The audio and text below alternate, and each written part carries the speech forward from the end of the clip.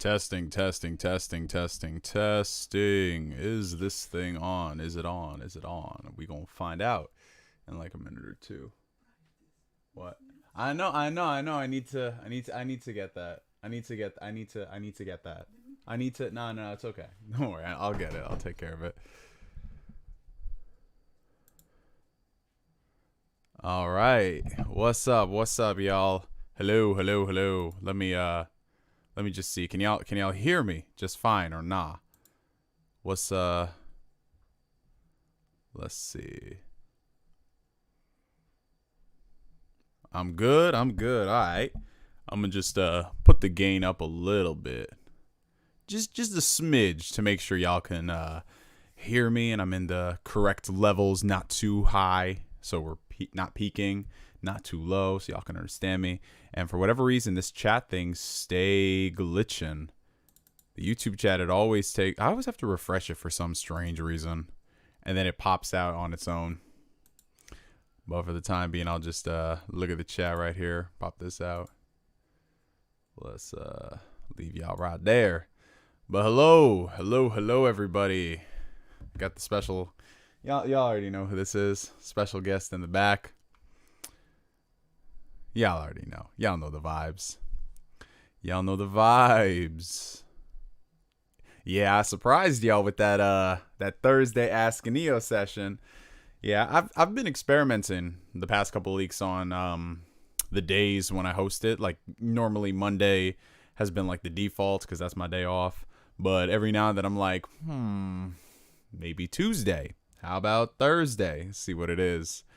And yeah, we just got to keep experimenting on that stuff. But before we even get into the intros, the homie Gustavo Bravo coming in with a $5 super chat. Thank you so much, sir. Gustavo says, how have you been? I got lucky and I pre-ordered my PS5 from Sony. Well, I've been doing pretty swell, man. I'm doing good. I hope all y'all are doing great as well. We'll get into like the whole dynamics of what I've been up to. We'll get into that a little later. But to answer his question, yeah, I did go ahead and pre-order the PlayStation 5 through sheer luck, if y'all can believe it or not. And there goes the super chat thing popping off. And then y'all heard it through that. Y'all heard it through here. And for whatever reason, it doesn't wanna freaking YouTube chat. Come on. This is not that complicated, YouTube chat. I don't understand this. Let's see. I'll put that back. But yeah, I pre-ordered the PS5 honestly through sheer luck, y'all. So the day of the event, I had gone ahead and hit up Target. Ironically, considering, they were saying, oh yeah, PS5s are out in the wild, go see if you can secure one. And I went to Target and I checked this, they had the PS5 in stock. So I was like, all right, add it to the cart. Oh, I was able to add it to the cart. Let's get to the checkout screen. It said, add your credit card information. I said, all right, added my credit card information. And ipso facto, poison to kill Cusco. Here I am with a PlayStation 5 pre-order that I didn't think I was going to get, which is very strange. But, I got that PS5, secured it by sheer luck. Have y'all been able to secure your console of choice, whether it's PS5, PS5 Digital, Series X, Series S? Shout out to Neo. I used your Target receipt in my PS5 pre-order video. Yeah, I saw that, Takun Hiwatari. And I'm going to need you to pay me some royalties off of that, man. You didn't even get my permission. You just went up there and straight siphoned that shit, man. It'd be your own people sometimes, man. It'd be your own people. You got to watch out. Oh, man. But, yeah, we'll talk more about the consoles later. Hello to everybody joining the stream. Hey, Dimwit Monkey and Fostings. Those are two of our resident mods right here. And we also have, Colin, my boy. He be coming into these streams earlier and earlier, I noticed. Usually Colin likes to make, like, his grand debut, 25 minutes in. But he's before we even got to the intros. So shout out to all the mods. And shout out to everybody watching. Sound off. Where y'all watching from? I'm coming at y'all from the East Coast, New York, not the city though. How you doing, dude? Hug from Mozambique. Oh, thank you very much. Much love to you too, brother. Much love to you. Oh, it's Hollywood, y'all. Finally streaming again. Yo, Marcus Doyle Terrell. I swear to God, you family, bro, but I will block the shit out of you. Yeah. Oh, always got some snarky shit to say, but that's why Marcus is dope. Oh, we live? Oh, yes. In the words of my fellow former pony commissioner, are we live, bruh? Are we live? But yeah, what's up to y'all? What's up to y'all? For those who are asking questions, we are going to get to them in a little bit. But we've got a $5 super chat from the homie Roosevelt 716112. Thank you for the super chat, kind sir. It's been a while since I saw you stream. So what do you think of Final Fantasy 16 and the Virgil DLC? Oh, and his dope ass song. Yes, it has been a while. The last time I streamed Ask Neo was 2 weeks ago. Last week I did the stream for the PlayStation 5 event, and then honestly, what kind of not threw me in a state of, oh, I don't think I'm gonna have time to do the stream this week was getting back into video editing. So the past couple of videos I've actually been working on and editing, and it definitely does take time. I mean, I've edited videos for years, but there was definitely a period where I would legit just record it all in one shot and upload it. So no cuts, edits, transitions, none of that stuff. But it's been fun editing again, you know, when you start thinking about, oh, what clever ways I can do this and how can I further tell the story better this way. It's definitely an interesting process, but it's very fun, man. It's very fun. But to finish up what Roosevelt was asking, Final Fantasy 16, I actually did a whole separate video on that, Roosevelt, if you want to get my full thoughts. But just based off what we've seen, I think the game looks great. I really do like the talent on board. And this is the most excited I've been for a Final Fantasy game in close to 15 years. So it's definitely got my attention, as well as the Virgil DLC. Capcom, thankfully, not pulling a Capcom move and making that exclusive to the next gen version. You can actually buy the Virgil DLC if you own a vanilla copy of Devil May Cry 5, so that's awesome. And yes, his song is incredible. I've been listening to it like crazy. It's been on repeat. I love it, man. I love the music in the Devil May Cry games, but there's just something about Part 5, you know, Devil Trigger, Virgil's theme, you know, Dante's, like, they're all so good. And I can't wait. You know, I horror for Devil May Cry 5 like no tomorrow. So of course I'm going to be buying the next generation version of that. You know, it's $40. I don't even care. I'm just like, give it to me. Give me the game, man. But I'm debating. I am debating on whether or not I'll buy that version on PlayStation 5 or if I'm gonna cop it on Xbox, because, you know, just looking at it, I mean, it doesn't look like there's gonna be that much different in terms of drastic differences in the versions, but I don't know, man. I might maybe because I played 5 on the Xbox One, I'm so used to that controller to play with. I might just go for that. I'm not sure. I'm just bullshitting at this point. But yes, doggo spotted, doggo camouflaged on the bed. That's right. He's chilling, man. But yes, this is now a Nugget stream. You can stop talking, Chris. Oh man, Tundex. I guess so. I'm gonna leave it up to him, but he ain't gonna say shit. So I'm just saying, y'all, you just gonna watch this for 2 hours. You're just sitting there. Maybe you're gonna be looking at his balls for a bit, but I'm just being real. But shout out to the homie Tundex. Long time homie right there, man.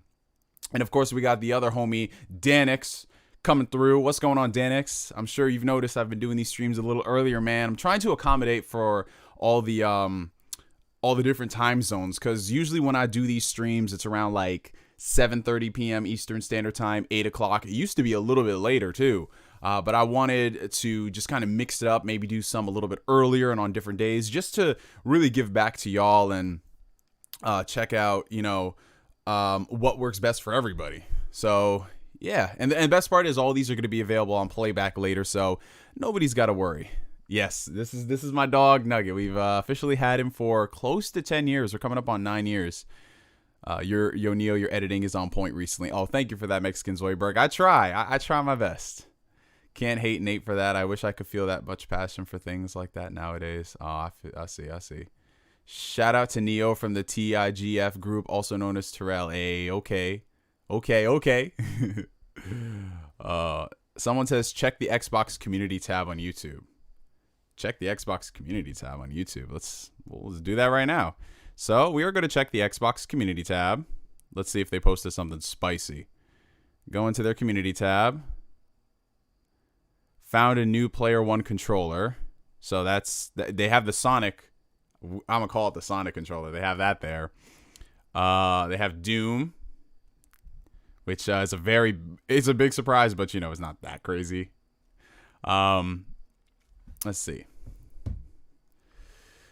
And then we have Papa coming in with a $10 super chat. Much love from Texas. Recently subscribed to your channel and want to say I appreciate all your refreshing takes in your videos. Oh, well, thank you so much for that, Papa. What part of Texas you from, man? Because I try to make it out to Texas at least once or twice a year. Last time I was there was 2018. I was meaning to go, but life happens and gets in the way. But I always love going down to Texas. I've got so many freaking amazing people down there, amazing family. Well, ironically, I only have like 2 family members who live in Texas, but I consider all of y'all on the internet family. My best friend lives in the Dallas area, and Austin, I have not made my way out to. I've gone to San Antonio, I've done Dallas, and a couple of other smaller places here and there, but Austin is on my list. Austin and Houston as well. I want to hit both of those probably next year, depending on however soon the world returns back to normal, or if not returns back to normal, gets back to some sense of normalcy. But yeah, we might as well just get straight into the intro so we can just rapid fire all these questions. Welcome everybody. Everybody of all races, ages, and ethnicities alike. This is Ask Neo. Ask Neo is your somewhat consistent live stream thingamabob and majigger where y'all ask me questions and I try my very best to answer them. Now, at the beginning of every single one of these streams, I have a little laundry list of housekeeping things I got to take care of just to keep y'all in the know of what's been going on with me, what's been going on with the channel, the social media presence, all that stuff. So first things first, if you want to check the video description, I have a couple of links of interest. So the very first one is going to be the link to our Discord community, the Phantom Weirdos. This was something we set up a couple of months back. It's run by the incredible Shut Up Gabe. He's the moderator over there, and it's just a place to congregate where if you want to have fun, just talk about anything from video games to anime, manga, or, if you need someone to play some co-op games with, that's a great community. We're all about fostering inclusiveness. It's just all about having a great time. Just very simple rules. Be excellent to each other, be humble, and don't be a fucking dick. That's all it is. So that's our community right there. In addition, I have links to Patreon, and I opened up the YouTube membership option, just as a way for y'all to support the channel. It's just a way to, for the people who wanted to support it monetary wise, I guess, it's a way for y'all to do that. And you get special things like emotes, badges, and a whole bunch of other stuff. Patreon is where I do offer early access to a podcast I started called the Deep Dive Podcast, where members get 48 hours early before it launches for everybody else. Oh, and speaking of the podcast, I need to update it on the links. I haven't done that, but yes, I have started a new solo podcast, ladies and gentlemen. It's called the Deep Dive Podcast, where right now what I'm doing is just going through, taking like trips down memory lane. Talking about a lot of the things that I grew up with, maybe how I got into them. The debut episode was my experiences joining YouTube, because that's like the number one question I get. I think this year alone I've gotten asked, how do you got into YouTube and which console you're getting this fall, more so than anything else. So that's a nice little project I've been working on.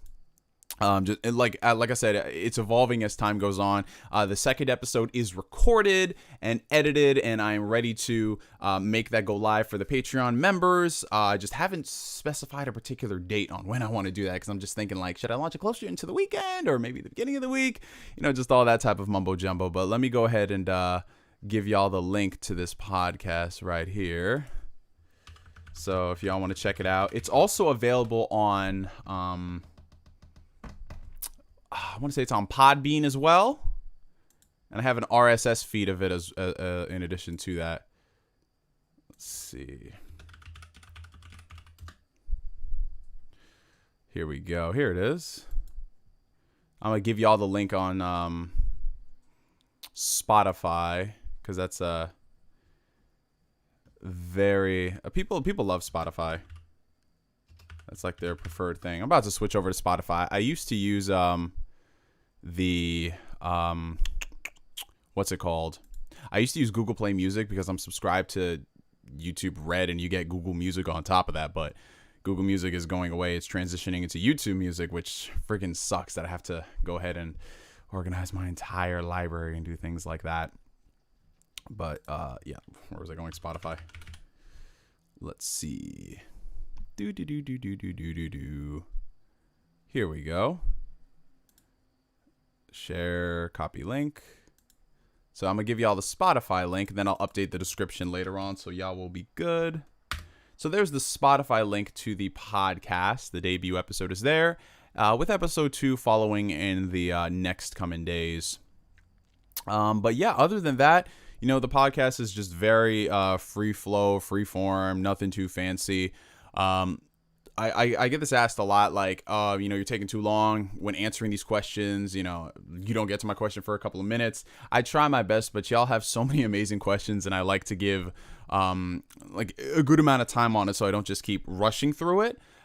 So if you are interested, Super Chat is definitely the best way in terms of having your question get priority access. But other than that, you know, everything's fair game. It's all cool. And let's just get back to it with the very first Super Chat post the intro. This one is coming from Nelson Neves. He got the $2 Super Chat. What you think about Luna? Oh, yes. So for those who are unaware, just announced today, Amazon is stepping into the cloud gaming race with Luna. It's their new initiative, something they want to do. And honestly, I don't care much for it because I'm not into cloud gaming. Honestly, the most amount of time I ever spent doing cloud gaming was ironically through xCloud, because that's included with my subscription. However, I do like the idea of Luna, considering the way Amazon has run their ecosystem. It's a better value proposition by comparison to Stadia, where you have to get the subscription and buy games. With Luna, it's got, you know, the really low subscription price. I think it's like $6 a month, and you get access to the game. So I mean, it's a better value than Stadia, but me, myself, and I don't care about it, considering I'm not going to like go out there and subscribe to a cloud gaming subscription model. Like with xCloud, if it was not included in my ultimate subscription, I wouldn't touch that whatsoever. So yeah, it's cool, I guess, for people who like it, and you know, competition can breed extra creativity, but yeah, I really don't have a dog in the fight in this situation. But yes, thank you for the Super Chat. And I'm just going to go ahead and just answer some of these questions right here. What's the first game you're going to play on PlayStation 5? And this is coming from, I'm sorry in advance if I butcher any of y'all's names. This is coming from Isai Nazario Santiago. I know I got the Santiago part right.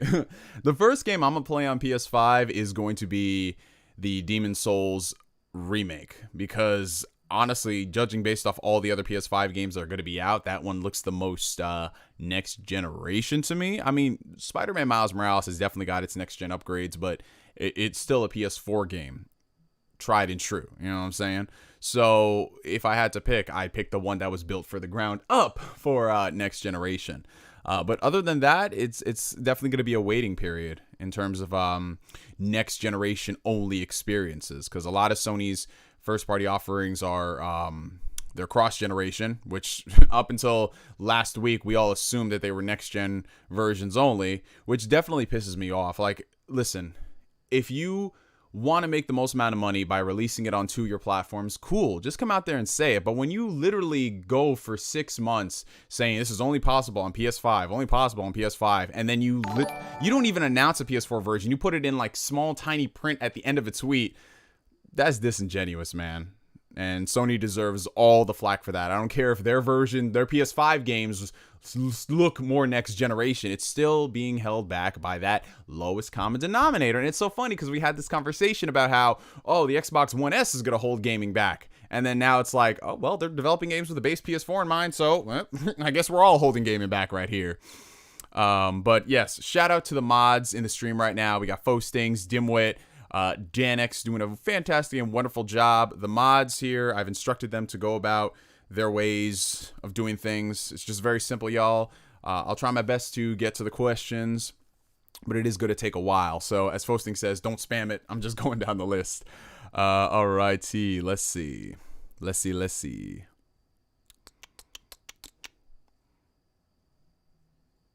Let's see.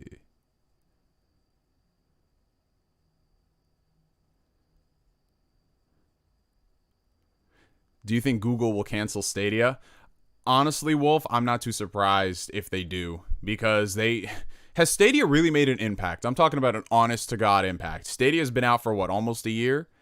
And I don't know a single person who games exclusively on Stadia, let alone games with Stadia in their ecosystem. It's in the rotation. I've seen a lot of people do PlayStation PC, Nintendo PlayStation, Xbox Nintendo, but I've never seen anybody do like Xbox Stadia or Nintendo Stadia. I've never seen that, because Stadia doesn't, even their exclusive games they have, the demand for those games is not enough to warrant them gaming exclusively on Stadia, paying $60 for a version of a game that literally could be gone tomorrow. At least when you buy a physical copy or you download a digital game and you bought the digital game, provided it's on your hard drive, you're good. But with that, I don't, man. I mean, I would hope that maybe in the future they get their shit together and they revamp everything. But for the time being, So 199 super chat from the homie Guard Me. I always think, I keep bringing this up, but I always think of that in the Kingdom Hearts, the first Kingdom Hearts game, when you're fighting Ansem and he's like, "Come Guardian." That's literally, I get those vibes all the time. Yo, if y'all played that first Kingdom Hearts game, that dude Ansem, when you were fighting him, the second time, when you were fighting him, it was just Sora solo, right? This dude was pissed. He was, yo, this man would come up there, and every time you got close to him, you did some damage, he would just, like, get his lackey behind him to attack you, and he was like, ah! Like, this nigga is like, I am not getting beaten the fuck up by a 14-year-old. Hell no. All right. And then Guard Me comes back with another $1.99 super chat. Sup, I've been back to work, so don't make lives. Oh, nah, it's all good, brother. It's all good, man. You gotta do what you gotta do, man. And we got another one from Guard Me, $4.99 super chat. Gotta work overtime for that PS5 pre-order. I'm an Xbox player though, but can't find it. I could have been a mod too. Me and Colin have donated like crazy. So when it comes to the mod process, I'm very particular about who I pick for mods. Mainly because I don't like to really give out a lot of power to people, and then they have to feel they feel like they have to be on board and on top of everything and all that stuff. I just want to make it so you chill, you relax. I've even had Postings knows I've had to tell a couple people who are modding, like, yo, you don't gotta like keep spamming stuff like, oh, subscribe to the channel, this, like, relax, enjoy the stream, have fun. Maybe every 10 minutes you do that. But I appreciate every single one of the mods and what they do. All right. Oh boy, Nathan Drake coming through with a $1.99 super chat. I think Luna might beat xCloud and Stadia. I don't know about that. But hello to all the new people joining. Hello, Zach Rodriguez. Hello, everybody. Oh, we got the homegirl Bree. What's up, sis? How you doing? All right. Let's see. Back to some questions. Do you see a point in getting the Xbox Series S if the expansion is $200? Honestly, if you are a core gamer, I'm talking like legit hardcore, you're about the shits, I don't see the point in buying a Series S and having to shell out that money for the $200 expansion pack. If you are a casual gamer and all you care about is getting a $299 system, oh, hell yeah, they're not going to even care. Because for a lot of the casual people, I'm telling you guys, there are some people out there who, when they buy these consoles, they only play like 3-4 games. They play Warzone, Fortnite, and then 2K or Madden. That's it. And for them, they see 500 gigabytes. They cool with that shit. They might have to delete something, but if the time comes for them to buy the storage, they'll need to buy the storage, and by that point, it might have gone down in price. But still, $299. Like, okay, I'm gonna put this into perspective for y'all. Right? If the storage was such a handicap for the Series S, I don't think that the Switch would have been a success. Because when you bought the Switch, you still had to shell out money for the memory cards. The memory cards back then, sure, they were cheaper by comparison to this Series S card, but that's still an extra purchase. You still had to go out there and spend however much money it is. If you want to buy something for a full generation, you're definitely spending like more than $50 to get a lot of storage. So for some people, they're just like, okay, I want the console as cheap as it can be, and then I'll worry about all that other stuff later. Some people genuinely think like that, but I don't think it's really going to hold it back. 500 gigs for the average everyday person who only plays Fortnite, that's enough. And they'll just deal with it as they get to it. All right. Hey, Neo, how do you feel about Elder Scrolls, Fallout, Doom, Wolfenstein being Xbox exclusive in the future? You know what the funny thing is? At first, I was like, no, they're not going to all be exclusive to the Xbox systems. It's going to be like, you know, some of them are multi-plat, some of them are exclusive. Yeah, we're going to keep it moving. But the more that time goes on and I start thinking, bro, I might want them to make all those games exclusive. I really do, because this might be exactly what Microsoft has needed.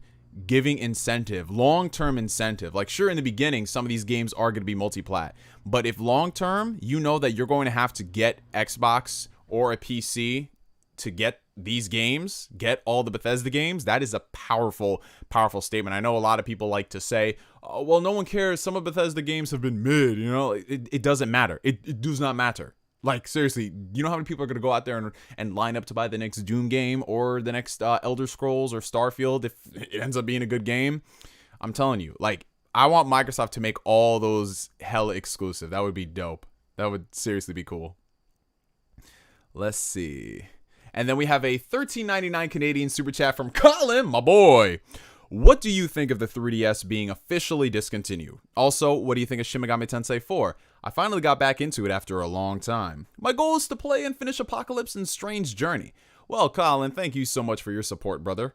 The 3DS officially being discontinued, I think it's about time. The 3DS has lived a long, healthy life, but it hasn't seen much action in the past couple of years, especially since the Switch came out. I mean, you had a couple of games here and there, but as a whole, it's about time. You know, 3DS lasted, what, a good 9, close to 10 years on the market. That's really healthy. You know, 3DS has an incredible library of games, and at this point, they've been giving 3DSs away for free.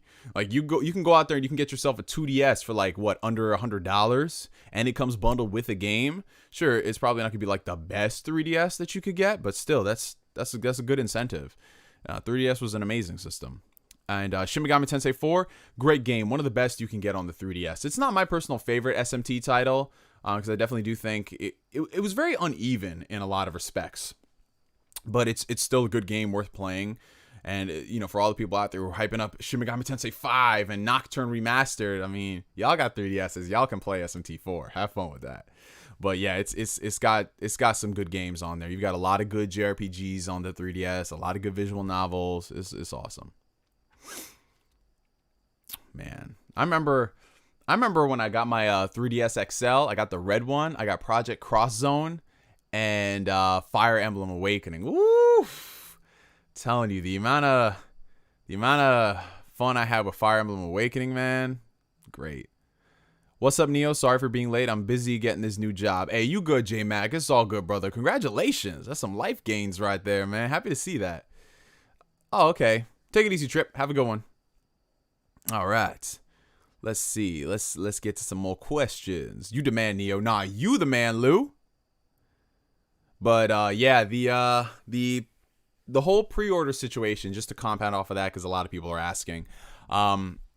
In my personal opinion, I think, because a lot of people like to go back and forth on who did it best, you know, PlayStation's random drop or Microsoft planning shit in advance. I'll say this though, I know more people who got a PS5 than people I know who wanted a Series X yet couldn't get it. Like, I know more people who, you know, a lot of people who didn't even want a PS5, but they were like, oh shit, I can get a PS5, so they got it. Xbox, maybe it's because they didn't have as many units prepared by comparison, but it's sad. Like, this whole situation, regardless, is not good for anybody. Like, they're all shit out of luck because people want to buy it and then they don't have it there, you know. But they are working to rectify it. Like, I think GameStop tomorrow is going to be selling more PS5 pre-orders, so that's really good. But you got to go. This is the stupidest part. You got to go to the store in the middle of a pandemic. You got to line up to go get that. That's just, I don't feel good about that. But I guess for them, they'd rather it be in person than worry about a bot try to get it, I guess. But yeah, I got a PS5. I want to get a Series X next year. There's no point for me to get a Series X now because I have the One X. And there's nothing that's really going to take advantage of the Series X, in my personal opinion, that I can't do on my PC. So for right now, the only reason I'm getting a PS5, well, it's two reasons. A, because I was able to get one, and B, the Demon's Souls remake. That's it. That's the whole reason. Because these consoles, they never launch with anything that makes you go, yo, you always wait, man. Like, unless you told me that all my PS4 games are going to be like 60 frames, 1440p, backwards compatibility, like off the deck. I don't know. Nah, no one's sleeping on Ratchet & Clank. Ratchet & Clank looks great. It's just we're going to be waiting a little while for that. Who here didn't have to sell their soul in order to pre-order a PS5? I didn't. I just got lucky. Oh, we got a $5 super chat from the homie Brian Boerm. Thank you for your support. What do you think about the Spider-Man remaster being locked behind the $70 Miles Morales Ultimate Edition? I think it is stupid that they're... Okay, listen. If you wanted to charge money for a remaster of the game, fine, do it. Release it standalone. Don't lock it behind a more expensive version of the game. I don't care if it's worth more than $20, so you might as well buy this if you wanted it anyway. No, it's because that Ultimate Edition is not going to be around forever. Like, we know how this situation works. So what sense is it just to lock it there? I guarantee you they're probably doing this because they, well, A, they want to get more sales, and B, they're going to do it so a year from now they'll sell that shit standalone and you can buy it anyway. It's like, bro, come on. Especially when, listen, I know people like to do comparisons, but Microsoft in all these scenarios, when it comes to forward, backward compatibility, has definitely been more pro-consumer than PlayStation has. And that's okay if PlayStation wants to keep going forward in this direction, right? I understand that. But when you're coming out there and you're just being so sketch about certain things, some games are going to get upgrades, others won't, you know, like, come on. And it's so weird because, so you're telling me Spider-Man PS4 can't get an upgrade on PS5, even though they already have the stuff made, the groundwork is set, yet Miles Morales PS4 is getting a free upgrade to PS5. It's like, bro, come on now. Come on now. Like, look what Microsoft has done this like, people always say, I hate this. They're like, well, when Xbox updates their games, it's never really anything substantial. Bro, have any of y'all played the backwards compatible titles on Xbox? Red Dead Redemption 1 is not just a simple touch-up. That game looks freaking amazing. And it plays great, too. Like, Microsoft has gone back and they've done, like, texture updates, resolution bumps, frame rate, things they fixed. And this is all them doing this shit. It's not like, oh, well, we gotta wait for the other studio to say, okay, nah, they do that stuff. And all that stuff is free. That stuff is free. You know, like, man... But Spider-Man's a full remaster and you get all this stuff there. Okay, then why aren't they selling it standalone? You know? It's dumb. For people asking, no, I did not get a Series X. I couldn't get it even if I tried because of the pre-order situation. All right. Okay, Jaden has a question. Should I upgrade my Ryzen PC and get Game Pass or get an Xbox Series S? Well, honestly, it depends on how much it's going to cost you with your whole setup. So if you've already got a decent gaming rig, you got a good graphics card, and the CPU is not going to break the bank, I would definitely say do that because you're going to get to play all of the Xbox games. You'll probably get to play them at better settings too, depending on what GPU you have. But honestly, you can't beat the value proposition of the Series S. $299 for a next generation console, 1440p, 1080p, 60 frames, all that stuff. That's a good deal. Like, if I didn't have an Xbox already, I would just jump in with the Series S because I can play all my Game Pass games. You know, they'll be at 1440p. I'll get good frame rates, and I'm good. I'm good. Ready. Okay, so I already said this before, but what do y'all think about Xbox buying Bethesda and then potentially making all their games exclusive? The more time that goes on, I want them to make those games exclusive. I want it. I really do. Like, at first I was like, yes, like, Elder Scrolls Online will still be on PlayStation. Fallout 76 will still be on PlayStation. But, bro, if they say, like, the next Elder Scrolls is exclusive to that system, that ecosystem, I should say. So, just fair warning, when I say that ecosystem, I mean Xbox and PC. Like, Just so people don't say, oh, it's on PC, but semantics. Oh, we got a $5 super chat from Matt Moore, man. What do you think of the Series SX expansion card? I think it's reasonably priced compared to other NVMEs. Well, thank you for your support, man. And we actually talked about this a few minutes ago. I don't necessarily have a problem with the price per se when you look at other technology in that realm. It's priced efficiently. And especially considering with that type of storage, as more people create it, it'll drive down the price. So it makes sense, but it still is a hard pill to swallow, considering that's literally, in the case of the Series S, that's almost as expensive as the console. And then you're getting dangerously close to the price of the Series X, whereas you can spend that money on like other games or other accessories. But it's one of those things where we just accept it. And I don't think it's going to kill the system as much as like the PlayStation Vita memory system situation kill that system. Like the Vita lived and died by that memory card situation. Sure, it didn't have all the greatest games in the world, but the fact that you couldn't store more than like one or two games on the system and you had to buy that expensive memory, RIP. Let's see. Yeah, everyone's like, yeah, make that shit exclusive. Make that shit exclusive. That's hilarious. What if Xbox was like, you want Elder Scrolls 6 to be cross-platform, trade you for Spider-Man? Ooh.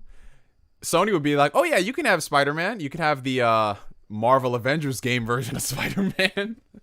And they're like, nah, you ain't getting Miles Morales in them. Danik says it would boost their lineup, but they don't have the sales compared to PlayStation, so keep the big titles for Xbox PC and the smaller titles multi-platform. That's a good way of looking at it. I think they should keep the games as a service stuff multi-plat.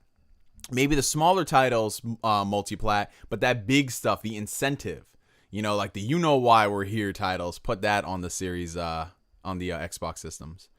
We have a $4.99 super chat from Cody Man 550. Which company do you think Microsoft's going to buy next? Well, thank you for your support, Cody.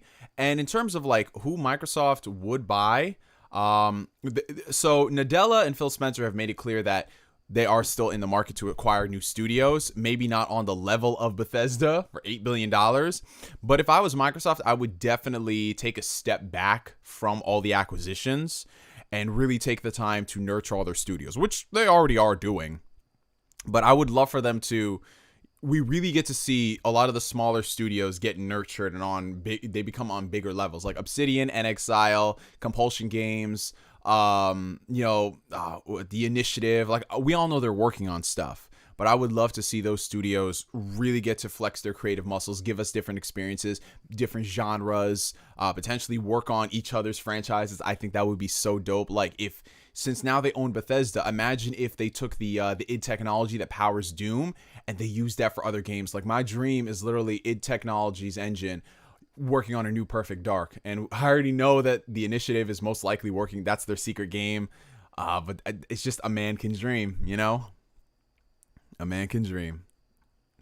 Let's see. We have a $2.79 Canadian super chat from Leon. Can you re-download your PS4 games on PS5? Yes, you can. So, they said it was like 99% of PS4 games will work on PS5. So it's probably just the one-off title that won't. PT. But yes, you can re-download them. You can play them, but they haven't fully specified what exact graphical benefits you'd get. So if it works just like the PS4 boost mode, some games will have uncapped frame rates. Games that were dynamic resolutions, they might be able to hit their targeted resolutions, but I doubt it's going to be like PC, wherever you get a new graphics card and all the settings are already there so you can max it out. I think it's basically if a game was already running at a particular resolution and frame rate, they'll just make it so it's more stable. And maybe depending on if the developer does a patch for it, we might see more graphical features and all that other stuff. Let's see. Can you use the PS4 discs on the PS5? Yes, you can. And you could do the backwards compatibility that way. Did I see that Microsoft also tried to buy Sega? Well, as far as we know, they are not buying Sega at all. They're not doing that. Even though we all like to think that they are. I still believe they got some type of a partnership in the works. I refuse to just take all that stuff they've been teasing. No, there's some type of partnership happening. If it's not announced now, it's going to be happening in the next couple of weeks. Someone said, "Ayo, you still lifting?" Yes, sir, still lifting. I went back to the gym earlier this month. They opened up here in New York, and yeah, it's just been so great being back, y'all. And my strength is finally coming back because, oh man, my first week back in the gym, I was weak as fuck. In my deadlifts, I couldn't even get into the high threes. I was like, oh fuck me, bro. But it's also been 6 months since I deadlifted, but now my strength is coming back, and I'm so happy. Like, the drive is great. What graphical upgrades do you expect from PS5 Cyberpunk? Most likely the same things that they're going to apply to the Series X. Probably more consistent frame rate, better resolution, maybe ray tracing and all that. Nothing too crazy. I doubt they'll double the frame rates or something, but we'll see. What's up, Neo? What top 5 studios do you think Sony needs to get? I don't really think Sony needs to go out there and buy studios because, just let's be honest, Sony doesn't need studios. Developers, they need PlayStation. PlayStation doesn't really need those developers. Like, let's just be real about life for a second. When it comes down to selling their games, 9 times out of 10, they're going to sell it on PlayStation. So I don't think PlayStation needs to buy any studios. There are some studios I think would be great fits, like Housemarque, for example, From Software, studios that have a good history with PlayStation. But I don't necessarily they don't need to really buy any of those studios. Maybe if it makes a lot of sense. Like Insomniac, I always thought for the longest time PlayStation owned Insomniac until I found out they didn't when they were doing a multiplayer game. But Insomniac would be a great pick, which is why they bought them. But for other studios now, it's just a case of, oh, that's cool, we'll do that. We got a $5 super chat from Israel Guevara. I'm sorry if I mispronounce it. I have a basic 1080p TV and I want to get an Xbox Series X. Should I wait and get a new 4K TV and then get the Xbox X, or the other way around? Well, thankfully, we're in a great situation right now where whatever decision you make, you're going to be good. I would advise you to still get the Series X, even if you don't get a 4K TV for a minute, because you're future-proofing yourself. If you get the 1080, if you have a 1080p TV, you have the Series S, I mean, you'll be okay. And, it'll upscale some of the 1440p games. But if you're going to spend the price of a console and a nice 4K TV, you might as well get a nice console as well. Thankfully, 4K TVs have gone down in price tremendously. The only problem that exists is if you want to take advantage of a lot of the next-gen features like variable refresh rates, higher frame rates, depending on how many games are actually running above 60 frames, you want to make sure your TV supports it. So a lot of those 120 hertz TVs are still pretty pricey if you want to get a good one. But if you're definitely going to be looking at well over $1,000 when it's all said and done, of course. Like me, myself, and I just got a 4K TV like back in May, but I'm already looking at what I want to get next. I really want to buy the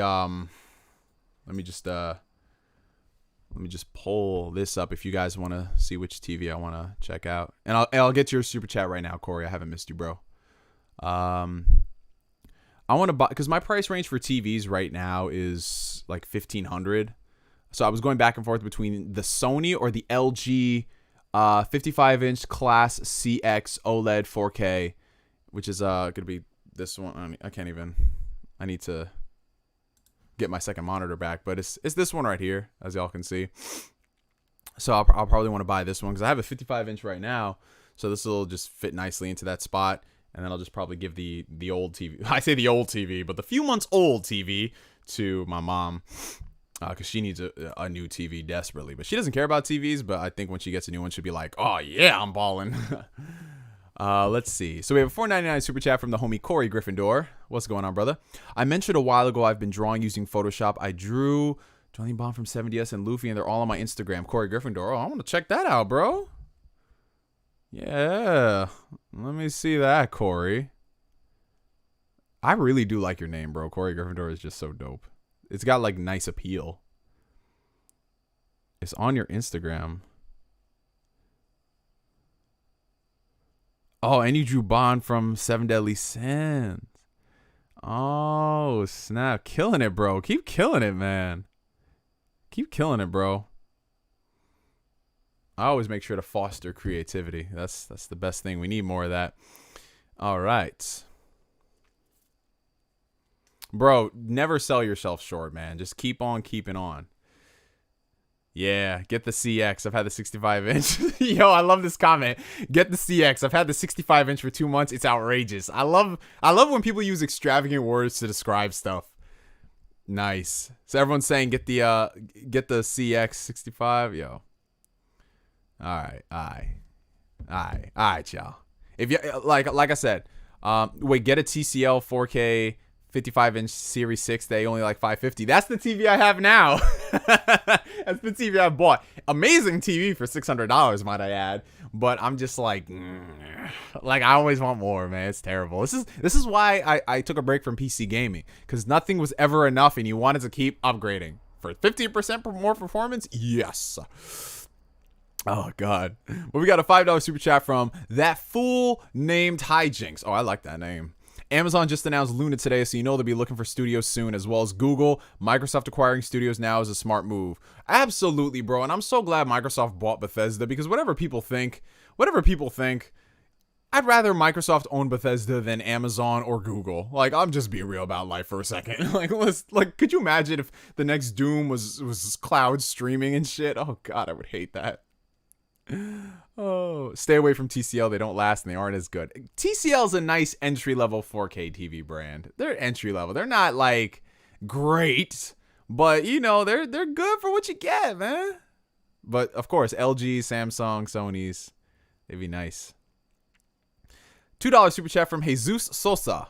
Thanks for the content, Neo. Well, thank you for supporting the content, man. Thank everybody for supporting the content. Everybody has a TCL. He has to write postings. This is actually my first TCL. My history with TVs before, I had a TCL. This is my most recent one. I had a mid-range Samsung 1080p before this. It was like 42 inches.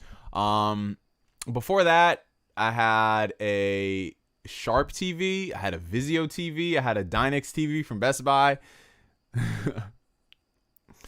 Yeah, that Samsung TV I had was nice, bro. I still use it every now and then as like a secondary screen whenever I want to play Switch games, because playing Switch games in 4K is not the prettiest. Bro, I remember I was playing Xenoblade on that TV, then I got my new one, and I tried to play Xenoblade on a 55-inch 4K, bro. When I say that shit looked like when I took a dump, oh, God.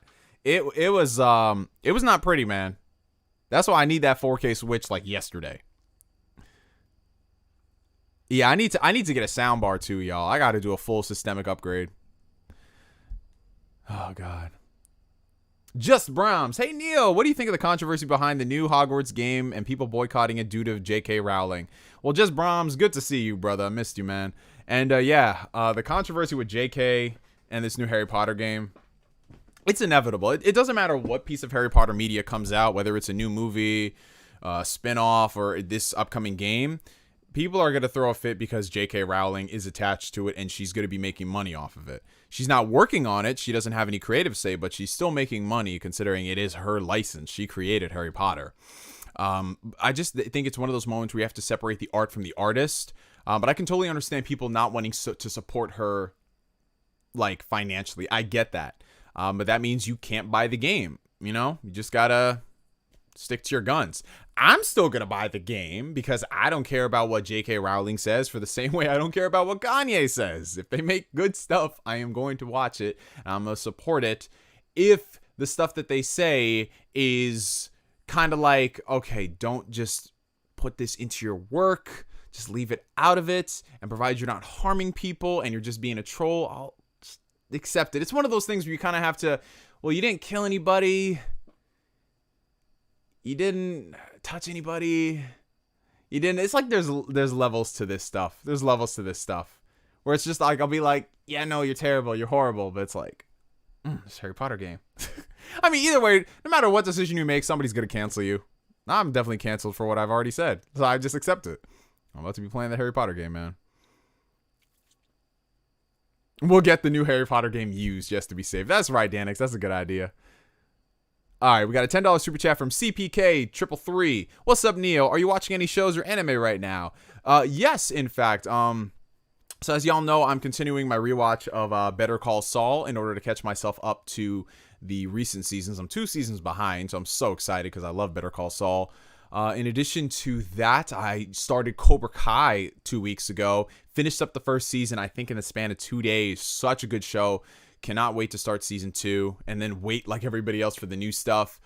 In addition to that, anime wise, I've kind of been all over the place. So I finished up Vinland Saga a few weeks back, in addition to Kaguya-sama Love is War.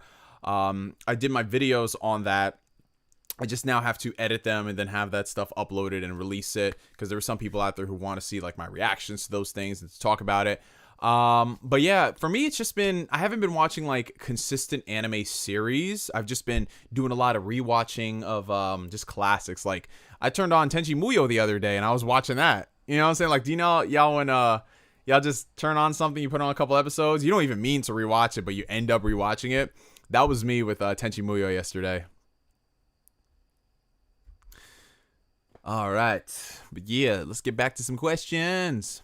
Do y'all think that Switch Pro is real? Yo, it's gonna happen. Like, I feel like we've been talking about a Switch Pro for as long as we've been talking about the regular Switch. That's absolutely insane, but it's happening. It's been almost 4 years. It's about time for them to do something. Especially when when you have these new consoles coming out. You have new consoles coming out, and it's just going to get harder and harder to scale these games onto the regular Switch. So they need to come out with a new model, at least a model that can give you a 1080p 60, something that's on the level of the Series S at bare minimum. Bare minimum, it's got to be on the level of the Series S, because anything weaker, I don't know. I don't know.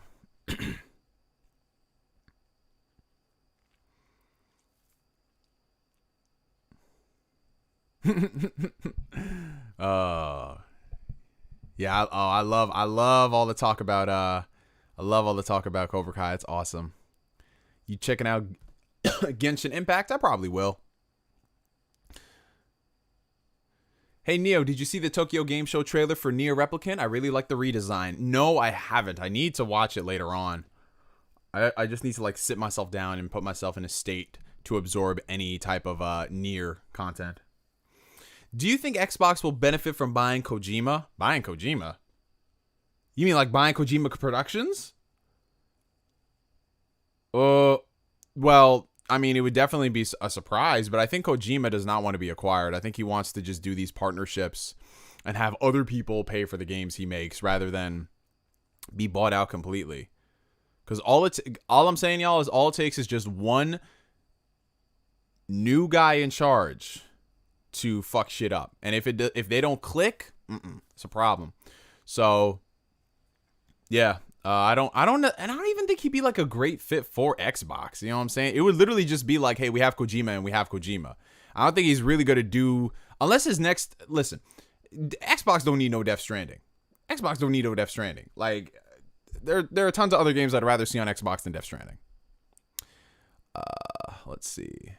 How do you have YouTube Premium for years and you've never seen Cobra Kai? Because I like to be on YouTube and watch other people do stuff. That's basically why. Because when I'm always on YouTube, I'm watching some type of subscription or a random video. Kojima's like, ah, shit. Here we go again.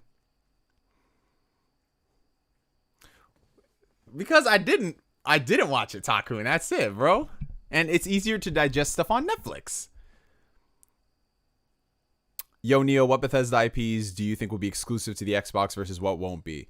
I think that anything that they have in production right now in terms of what they're working on is going to stay multiplat. So, of course, Deathloop, Tokyo Ghostwire, Elder Scrolls Online, Fallout 76, all that other stuff, that's going to stay multiplat. Maybe a couple of the smaller titles here and there might be multiplat as well, passion projects, things that could easily run on the Switch. But if they say Starfield or the next Elder Scrolls or whatever is Xbox PC exclusive, it's done. It's done. It's done. It's done. It's over. It's over, man. If they say that. If it comes up and they say Xbox Windows 10 exclusive, that's it. Everything else is exclusive. Anybody play the Mafia remake? I really want to. I've heard a lot of good things about it, which is a hell of a lot more than we could say Mafia 3. Hey, Neo, how long do you think I'll have to wait to get a PS5? Love the videos, man. Keep it up. Well, thank you for the support, Michael. And honestly, I think it's just going to depend. Like, if you want to be one of those people who camps out at any of these GameStops to get one, maybe you could. Who knows? Maybe on release, you walk into a store and you got a PS5 because, they always send extra units to sell. So you got to play by ear. Hey, Neo, what are your thoughts on Halo? What are your thoughts on how Halo Infinite's going? Who's your favorite villain?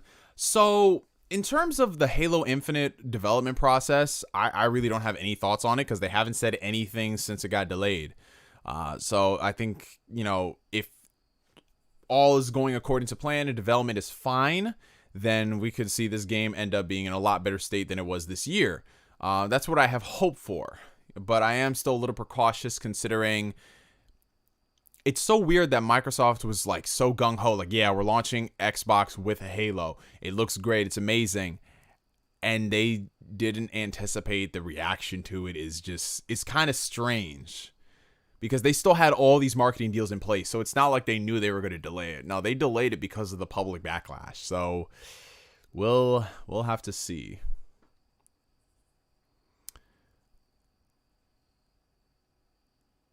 Watch them re-announce Halo as a side-scroller. Hey, if that's made by the Platonic, the ukulele developers, I'd be down for that. Hey, Neo, when you finishing the data battles? I've got to. It's on the list of a lot of things. There's just so many games to play.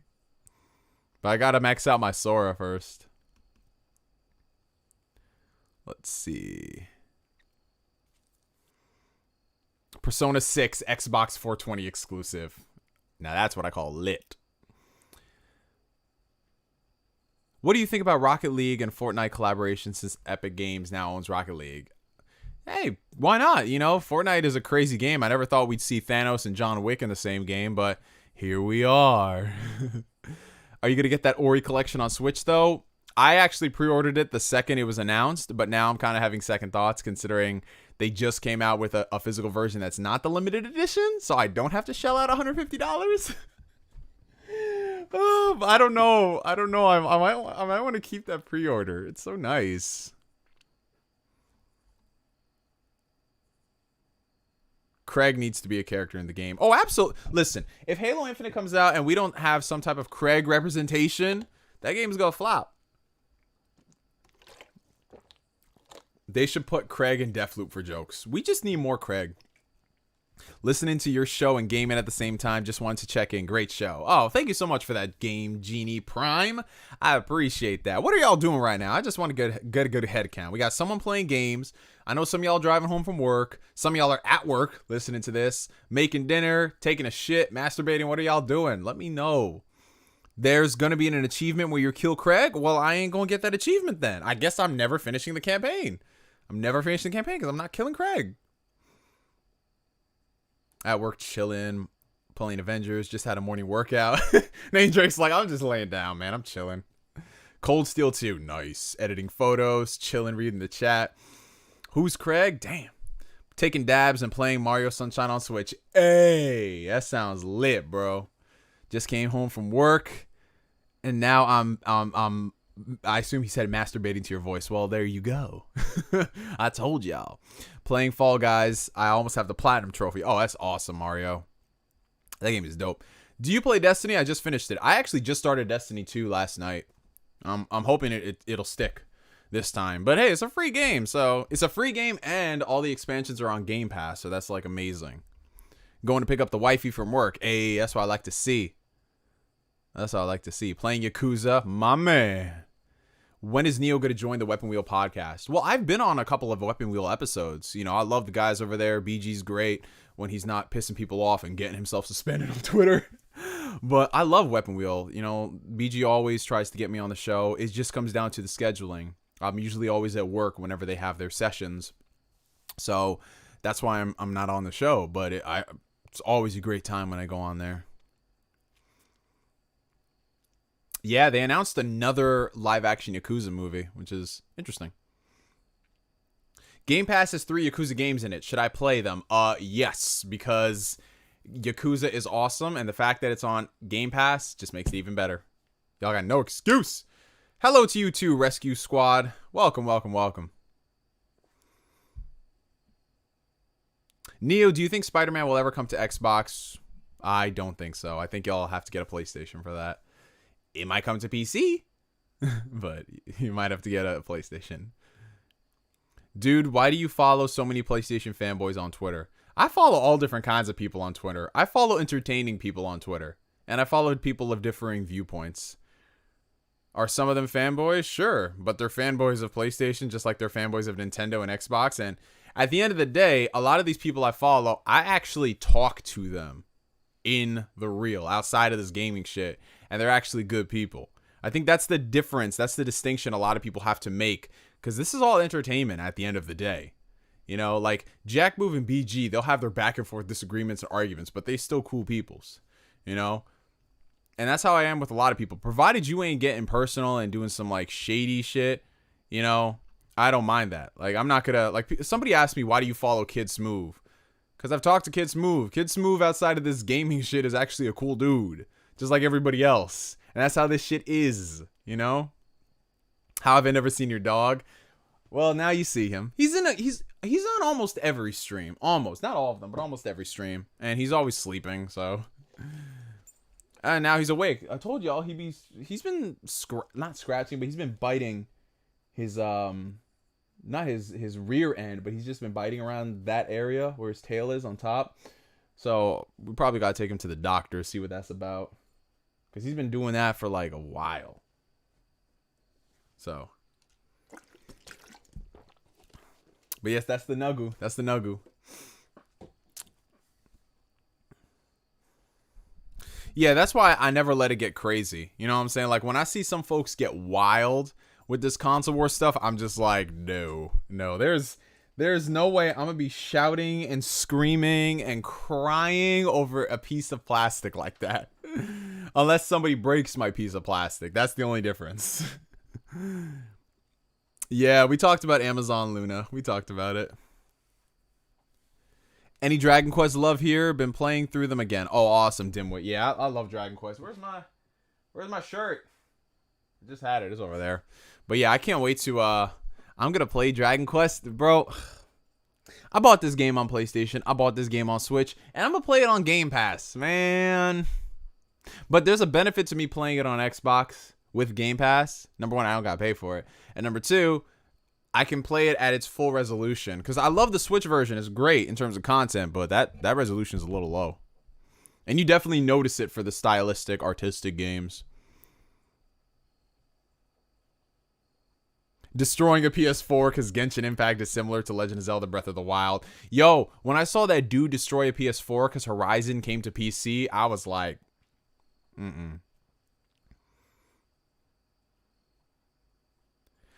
Neo, I feel like a part of me is gone when you don't stream. Honestly, it's a part of my lifestyle now. Oh, man, Ghost Rider, I appreciate that. Honestly, I look forward to doing these streams. Y'all know this. I don't say this just for the sake of. Oh, damn, we got 281 people watching. Shout out to y'all. Shout out to y'all. I wasn't even looking at the view counter. Now we got 286. Shout out to y'all. If y'all are enjoying this stream, just do me a favor. Hit that like button real quick. Maybe tweet it out. Share with your friends.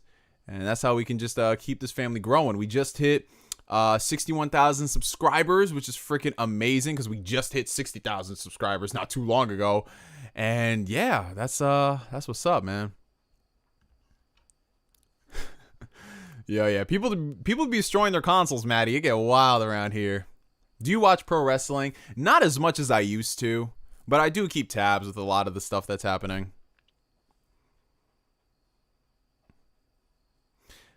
I'm not sure if you know it or not, but you have a big dust bunny behind you.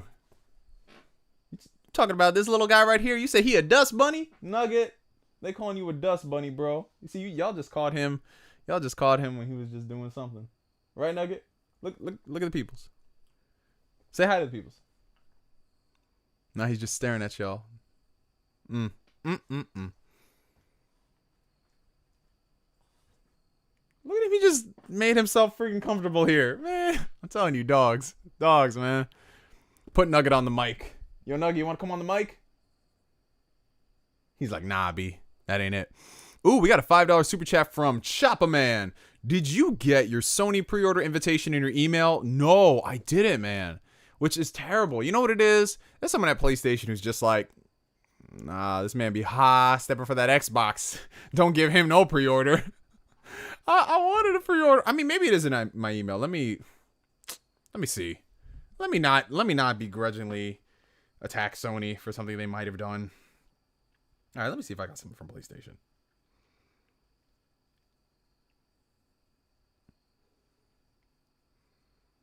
I have not updated my LinkedIn in forever. I don't even know this person. Someone at one of my jobs added me because I put that was on my LinkedIn, and it's like, I don't know you. Who's looking at my damn LinkedIn profile? Someone about to offer me a job or some shit. Did I get anything from PlayStation? PlayStation, did you send me something? No, they didn't. PlayStation says they don't want me to have a PS5. Why would you do this to me? Why?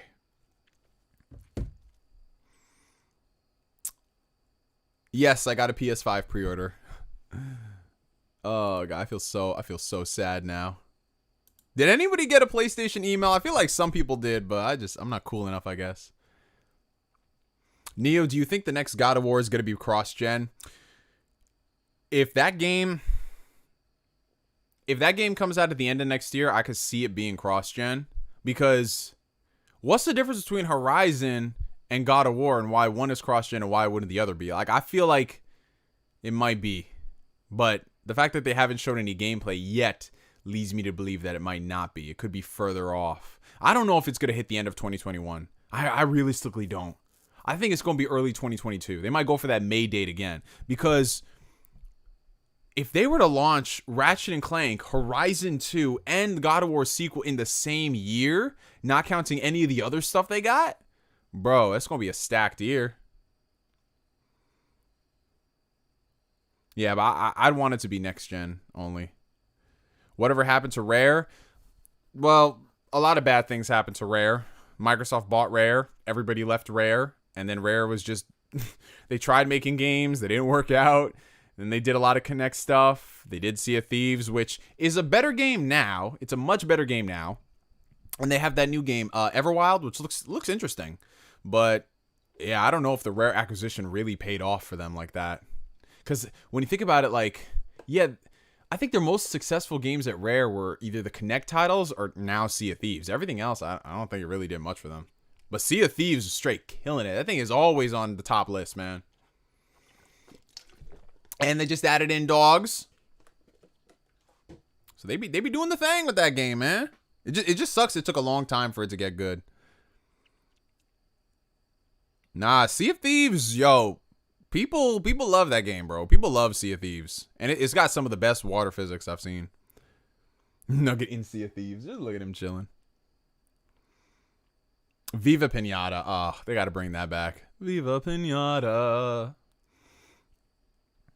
Xbox are saying that Ultimate Game Pass will be the Netflix of gaming. I mean, I could see that. I could see it happening. I really do. But I don't know. I don't know, man. They've been doing very well. Like, the adoption rate has been going up. You've got more people in it now. A few months ago, it was 10 million. Now it's 15. So we'll see, because a lot of people subscribe to Xbox All Access. And that right there gets you into Game Pass Ultimate. So if this number, I want to see the numbers by the end of the year. And then I want to see the numbers 6 months later when they do console restocks.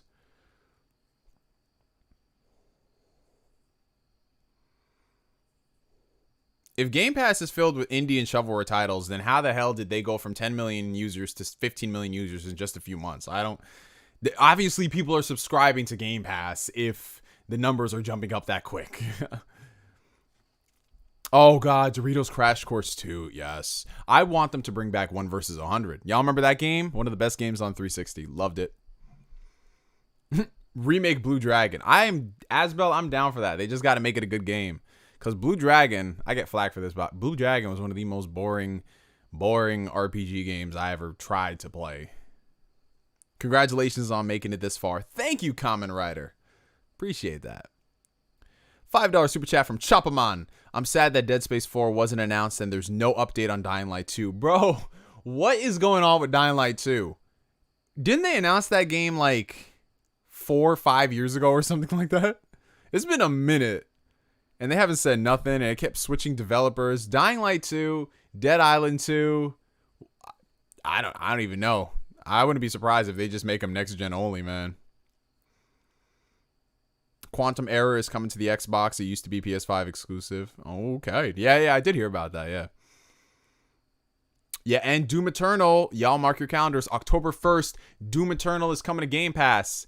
It's coming to both, but I think the PC version is going to be released a little later. But still, Doom Eternal, man. Like, I don't know if they had this deal in place before the acquisition, but yo, that game just came out like 6 months ago. Wow. I would have never played Red Dead 2 without Game Pass, to be honest. I'm cheap. Oh, trust me, listen. There's a lot of games on Game Pass that I could have bought by now, but I just didn't, and they're on it, and I'm like, yo, this is amazing.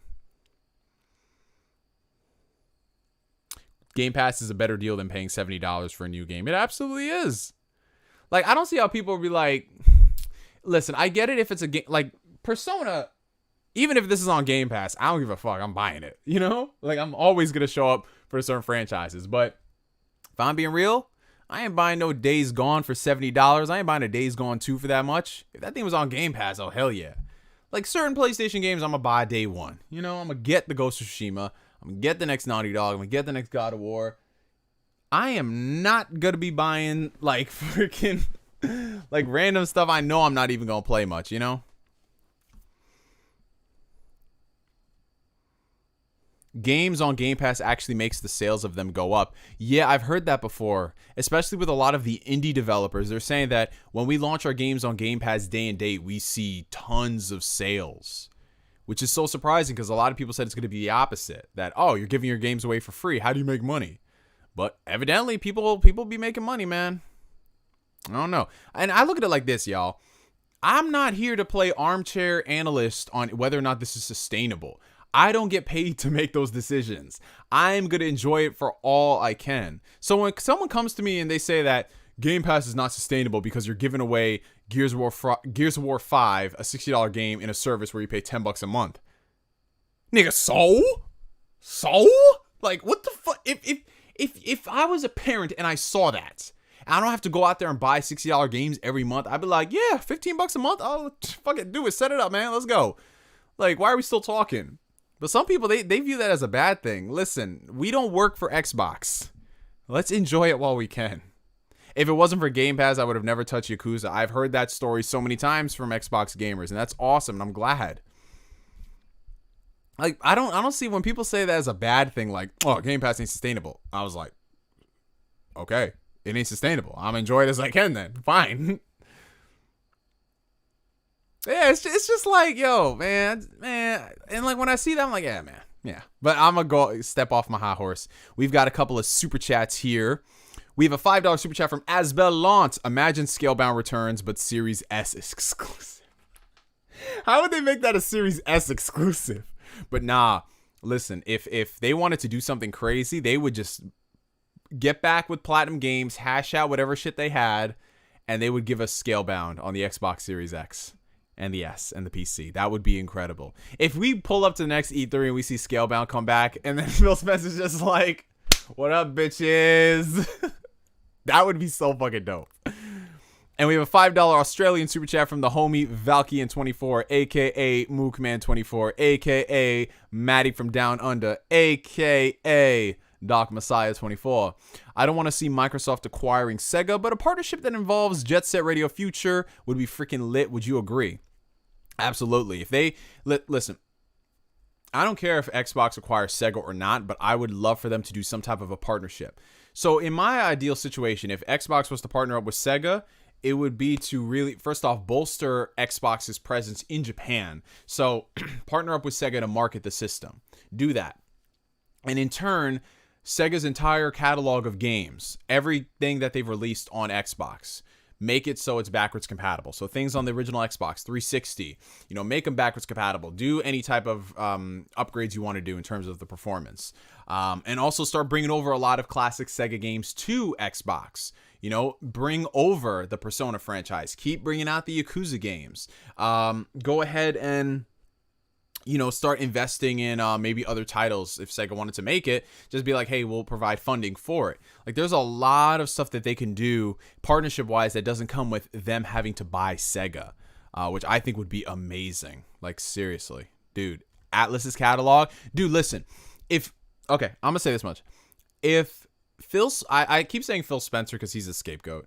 But if Phil Spencer went over there to Sega and he's just like, okay, here's all this money. Give us the Persona series. Port those games to Xbox. Port them to PC. Give us this back catalog. If Phil Spencer was able to money hat like that, and that's what it took for Atlus to keep releasing all their older games on newer systems, we might have to thank Phil fucking Spencer every single day for the rest of our lives. Because if Phil Spencer can give us HD ports of these Persona games on the new consoles, sure, it might be Xbox console exclusive, and they put it on PC, maybe they port it to the Switch, but that's wow. Like, but yes, I would love for them to do that instead of just full out acquiring them. Oh yeah, that new Monster Hunter game looks great. It's like a good return to form for classic Monster Hunter, but at the same time, it's got some of the newer elements introduced. It looks great. Definitely looks great. And I'm so happy it's Switch exclusive. Switch has needed a new Monster Hunter game for the longest time, because forever I feel like they've been remaking Monster Hunter 4 and 3 for the past decade. Oh, that is awesome. You listened to the first episode of the podcast? That's great, Ghost Rider. Thank you. And for those who are interested, here's the new podcast I started up. It's available on Spotify, and I've got all the other links, and it'll be up on YouTube eventually. So that's the link to the podcast. Rise is running on the RE engine. Oh, that engine keep doing God's work. Oh, that is amazing. Neo, did you see the official details on backwards compatibility on the Series S? Seems it's going to work without the RAM issues many talked about. You don't say, Nikolai, because the internet told me, Nikolai. The internet told me for the past week that the Series S would be held back by everything. That's what the internet told me. And you are telling me that on the back of the box, it says that it's going to have no issues? Like, what? But the internet are you telling me the internet lied to me, bro? Are you telling me the internet lied to me? Neo, did you secure your Series X, and what games are you going to play on launch day? Oh, no. I didn't secure a Series X. I'm going to get one next year. But if I had to pick the first game I want to play on the Series X, from what they've showed off, out of all the games that they've announced, it's a tie between Fable and Avowed. We haven't seen real tangible gameplay for either, but I would love to see. I want to play both those games. Y'all know me. I am an RPG slut, and I love spending hundreds of hours in one game when I have like 50 million other games to play. But I would love to have Avowed or Fable just because they're new RPGs. I just need it. Starfield is top tier. Y'all sleeping. I don't even think any of us know what Starfield is. It's like that game ain't coming out to like Xbox Series Y.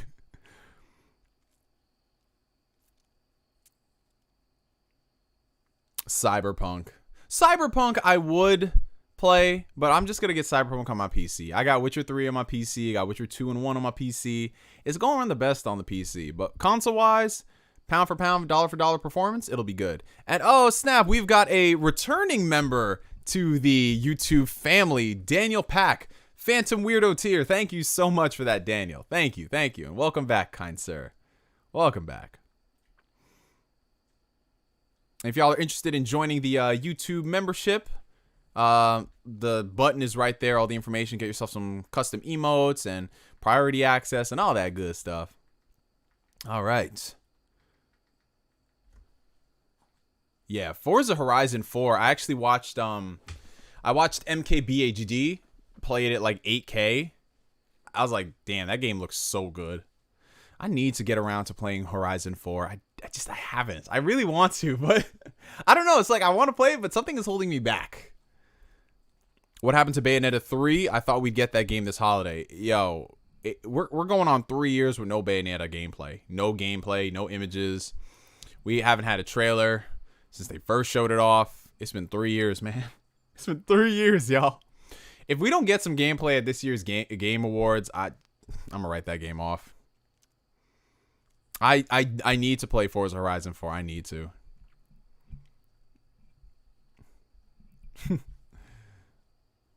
Yo, I don't know anybody who was able to buy a 3090 or any of the new GPUs from Nvidia. I haven't seen it. That y'all thought the PS5 and the Xbox launches are bad. No, that GPU shit was the worst.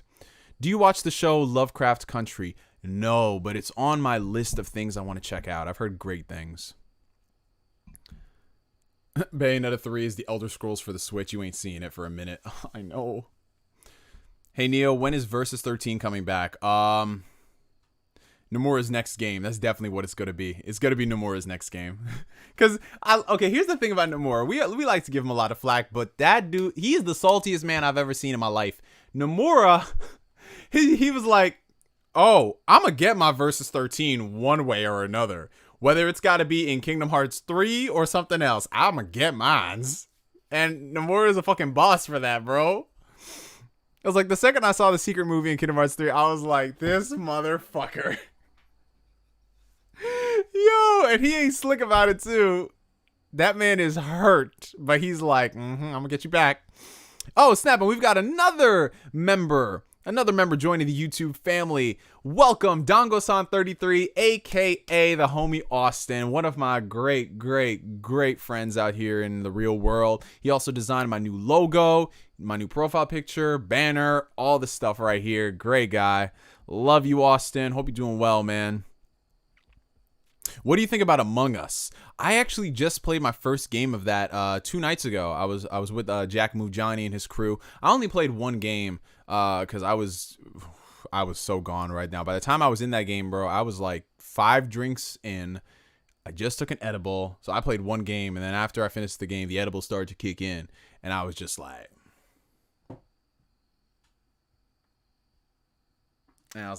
all right, I gotta go, guys. I was pretty gone, man. I was cross-faded like no tomorrow.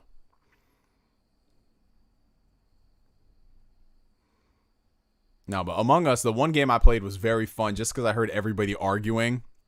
And it's so funny hearing people argue saying, no, I'm not the imposter. I'm not the killer. It was great, man. Nah, I don't do edibles. I only smoke it. You see, I like smoking, but for me, edibles are just so much easier. I mean, it's more expensive, but it's so much easier. And for me, it gives me like not a better high, but a more like consistent high. I need to get back to smoking some like actual stuff. But again, I'm a lazy son of a bitch. Edibles and gaming don't mix. You'd be surprised. Because I've been doing some experiments the past like 2 weeks and seeing like what games I can play and focus on. And for me, when I take edibles, I'm just more focused. I'm not like, whoa, this is so trippy. You know, like I'm not like that. I'm just more focused on what I'm doing and more involved in the world. And everything has like extra meaning to it.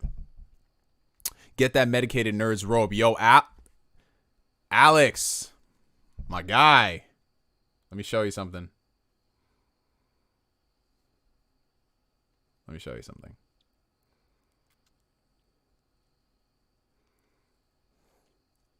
I had this a few weeks ago. I hope it focuses. This right here, man. Come on, focus. Don't focus on the light, please. But y'all can see it. It's a nerd's robe edible, and that shit was trippy, man. It was nice. It was nice. I had that, and I also had these right here. These are they're called Cannaburst, but it's just like literally Starburst edibles. They ain't that great. It's not a good. It didn't give me the best high. It was just like, you know, it was more for the novelty, you know. Like for me, I'm just just give me the brownies, man. Just give me the brownies. That's it. I just took a fat dump listening to the stream while I cooked dinner. Wait, you took a dump while you listen to the stream while you're cooking dinner? Were you on like the garbage pail taking a dump, or do you cook in your bathroom? What's going on, man? That doesn't sound too hygienic. What kind of dog is that?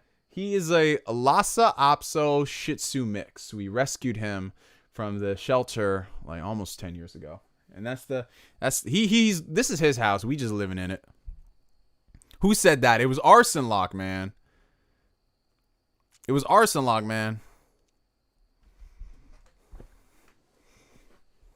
Do you think they're going to remake Skyrim for next gen? Oh, absolutely. We're going to get that Skyrim remaster. That's what we going to do. Thoughts on the Eric Andre show? So good. So good. Man. I took a break from smoking because it makes me lazy. I can understand that, especially when I have a really, really good high. Like the next day for a few hours, I'm just so zen. I do stuff, but I don't feel motivated to do stuff. That's why I'm very like careful on when I do it. Your dog is so chill. Yeah, he's just chilling. He minded his business. He's not getting attention right now, so he's all right. Remaster Resident Evil 4 for the next generation. Please no. Please no. We've had everything. It's been on everything, bro. We don't need more. Just make sure it's backwards compatible. That's all that matters. Here's my first entrance. Didn't expect to show. Ha. No, y'all, guys, listen. You know it's crazy when Microsoft themselves were forced to buy Skyrim. That's how you know Todd Howard has us in the palm of his hands. This is just his world. We're just living in it. Do you think Xbox is going to make Starfield timed exclusive, if not full exclusive? They got to make that shit full exclusive. That is going to be powerful. If they just stroll up to E3 and we're just like, new Starfield game. This looks amazing. Xbox Windows 10 exclusive. And then you just hear a collective like, shit. Todd Howard sold Skyrim for $7.5 billion. Oh my God, he really did. Hod Towered, that's his name, Hod Towered. Hey Neo, do you think Sony has currently locked itself in the bathroom and is dreading the future of PlayStation while sitting on the toilet seat? I don't know why we keep bringing up toilet analogies, but I think Sony's gonna do They're gonna be okay.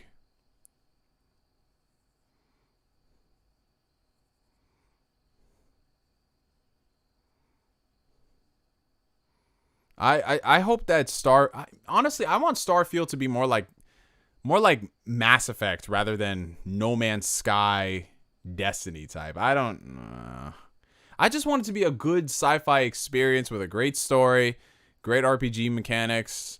I don't need any of this whole ongoing live service, crazy exploration, billions of planets I don't need that, bro.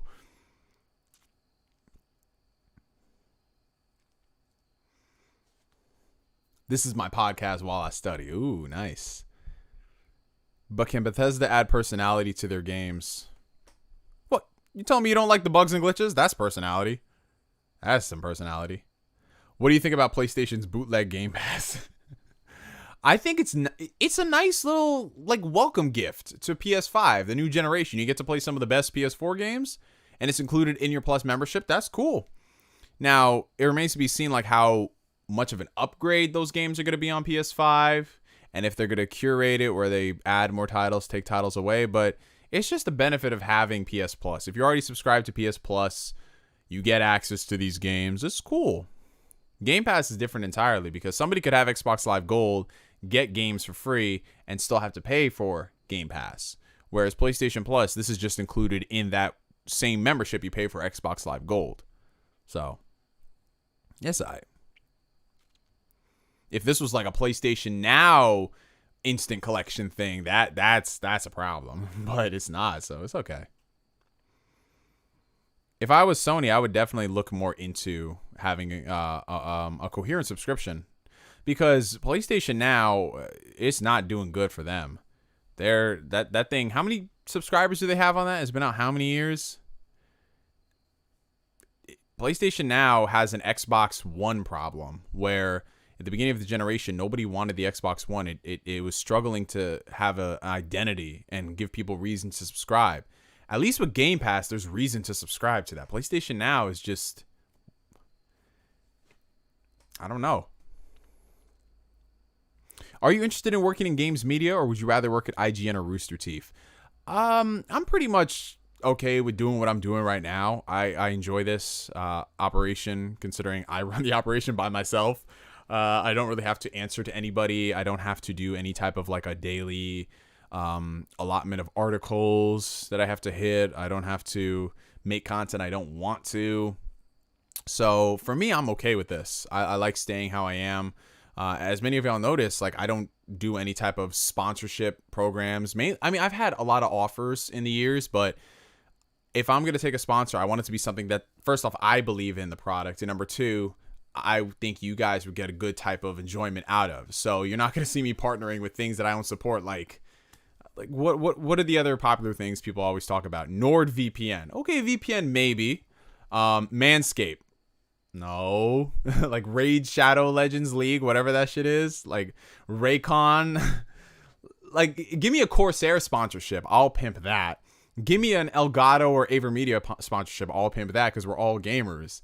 Other than that, like, I just don't feel the need. I mean, if I really was that strapped for cash and I needed to take a sponsorship just to get extra money, I would work 10 times harder at something else. I would work on making better content. I would work on revamping some things. I don't want to like have to sell out for the sake of. But if I find a partnership with a company and they want to sponsor it, I'm like, yeah, sure. If it makes sense, that's all it is. But according to a lot of people, I'm actually paid off by Microsoft. A lot of people are under the assumption that Phil Spencer is cutting me weekly checks to say the praises of Game Pass and all that. You know, that's what a lot of people think. Which is so funny. I love how people always say like, "Oh, this person's definitely paid off." I was like, bro, if I was paid off by a $1 trillion corporation, wouldn't you think like I'd invest that into, I don't know, 4K, 8K cameras? I'd be literally changing everything in my bio. Like, bro, nah. I'll take an LG sponsorship. I'll do that. What are you going to do in 20 years with your life if YouTube isn't the thing anymore? Well, YouTube has always been a companion in my life. It's never been something I've been focusing on 110%. I always like this as sort of kind of like my virtual diary, my little soapbox that also has given me the opportunity to interact with thousands of people. And it's been amazing. And I love it. That's what I take away more from YouTube, because the money is nice. The money's been good.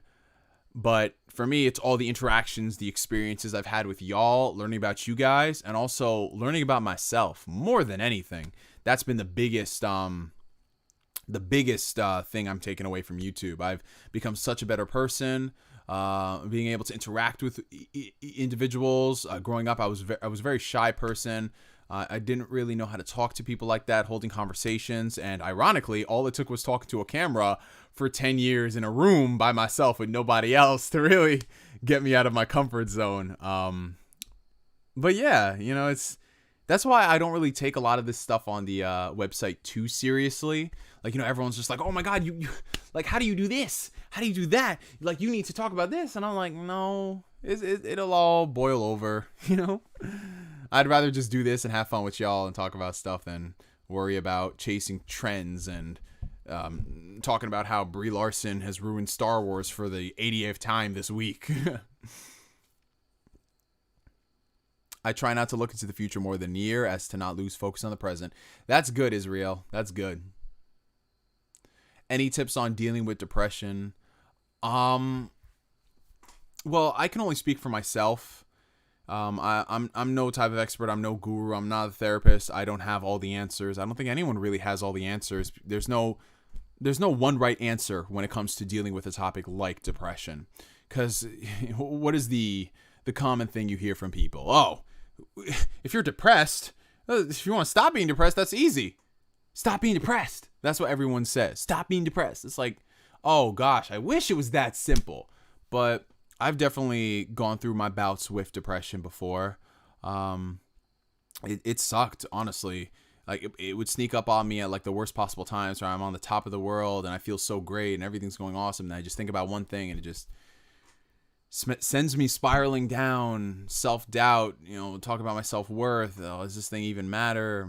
And all that. But I think the important thing, at least what's really helped me through anything I was going through, was just really talking to people and being reminded, counting my blessings, and just learning to fight this battle day by day. and talking to people has helped exponentially. I think we can all do with a fair bit of counseling. I think that's very important. It's very underrated. We need to preach this. But just talking to people and getting the stuff off my chest and being able to deal with that, being able to address it head on and fighting it day by day. Some days are better than others. But the important thing is I'm taking more steps forward than backwards. And that's really what keeps me going. And I just think about like all the things that I want to accomplish and I want to achieve, and people who've been inspired by me in just all the ways I didn't expect. Like when I had someone DM me saying, dude, your video saved my life. And then he gave me a whole paragraph as to why. I remember I was reading that and I legit started crying, because it's just like you never know the impact you're going to have on a person. You truly never do. I know a lot of people always say, just be nice all the time. Do this, do that. No, it's not about being a nice person all the time. It's about being genuine, because being genuine doesn't mean you're 100% nice. Like, I hate that people push that. Just like, be nice, be kind to everybody. No, just be genuine. Like, be what you're about. So in my situation, what was important was just talking to people and getting to the root of those problems. And that's what really helped me. And it keeps reminding me that what you're doing has purpose and there's fulfillment and it matters, and it's really affecting people and touching them. And that's kept me going. And I look forward to every single day now. Like, I'm happy because there's just so many things. I surround myself with things that I want to do, and just being surrounded by people and helping them out has been great. But that's just been my experience in my personal situation. Like I said, it's still an ongoing battle, deal with things day to day. But the important thing is I've got this little guy right here in the background to keep me sane when he's not just licking his balls 24/7. But yeah, let's get back to some questions. Oh, and Tech and Jin has given some good advice right here. Grounding techniques, coping, mindfulness exercises. Yeah. And I always actively promote people doing some type of physical exercise for your health. Whether it's weight training, whether it's yoga, CrossFit, any type of training, swimming, cycling, running, whatever you want to do, like martial arts, jujitsu, Wing Chun, like whatever you want to do it. And I promise you, it does so much for your well-being, and it cannot be understated. So good. All right, but let's get back to some questions. What do you think if Elon Musk ever decides to get into gaming? Bro, if Elon Musk gets into gaming, the game has changed, man.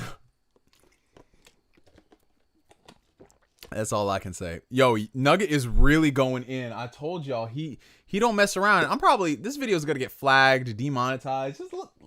Let's just look at this dog for a second. Let's look at this dog.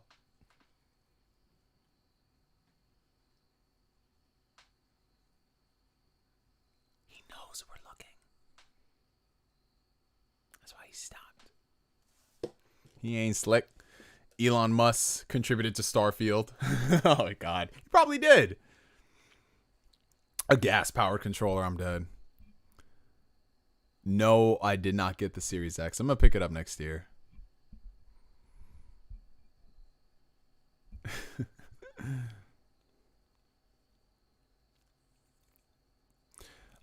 Issa Name says, I've lived a fairly solitary life. My friends rarely talk to me, especially during quarantine, yet I'm still a very happy person. Being alone has taught me to be my own best friend. Yeah.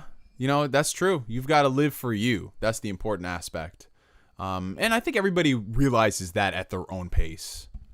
It helps when you have genuine people in your life who can actually help you through those things, because not everybody has the strength to get to that point. We all start at different positions, and some people they're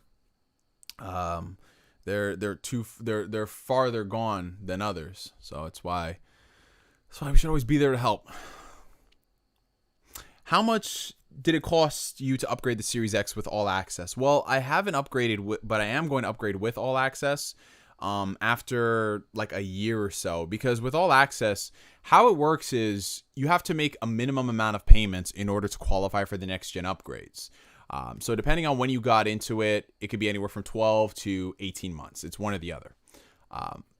Microsoft has introduced a new part of the program where, let's just say you have a 1X or a 1S, you want to upgrade to the next gen.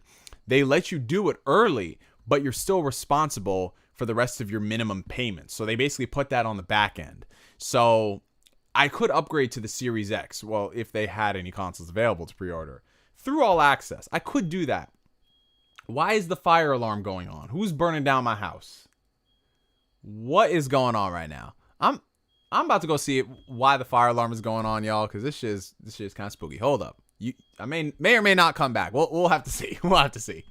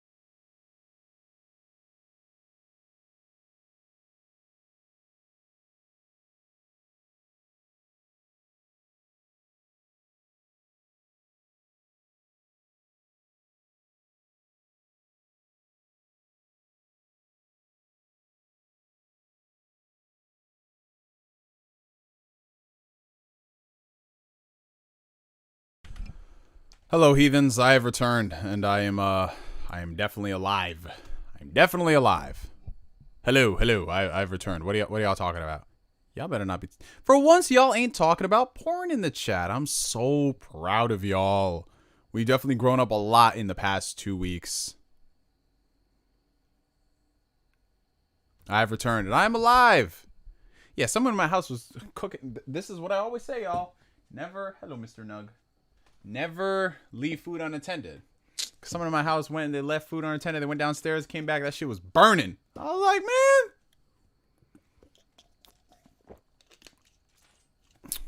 But crisis averted. Crisis averted, though. Nugget tried to burn down the house. Yeah, he's got arson in his blood. Come here, Nug. Come up here. Let's say hello to the lovely people. Come on. Come on. Come on. Come on. Here he is. Y'all wanted him. Here he is. Yeah. Get up onto the mic, man. Give him some of that Nugget ASMR.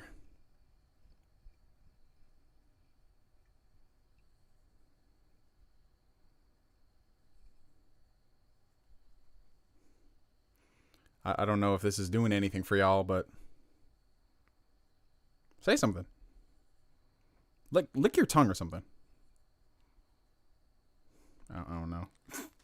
Oh, see, of course he licked it when he got off. There you go. Lick it. Yeah, there you go. You don't want to give him some doggy ASMR? Yeah, but this is the Nuggle, y'all. Just put him up to the camera right quick, though. Yeah, blinded by the Nug. How are you doing?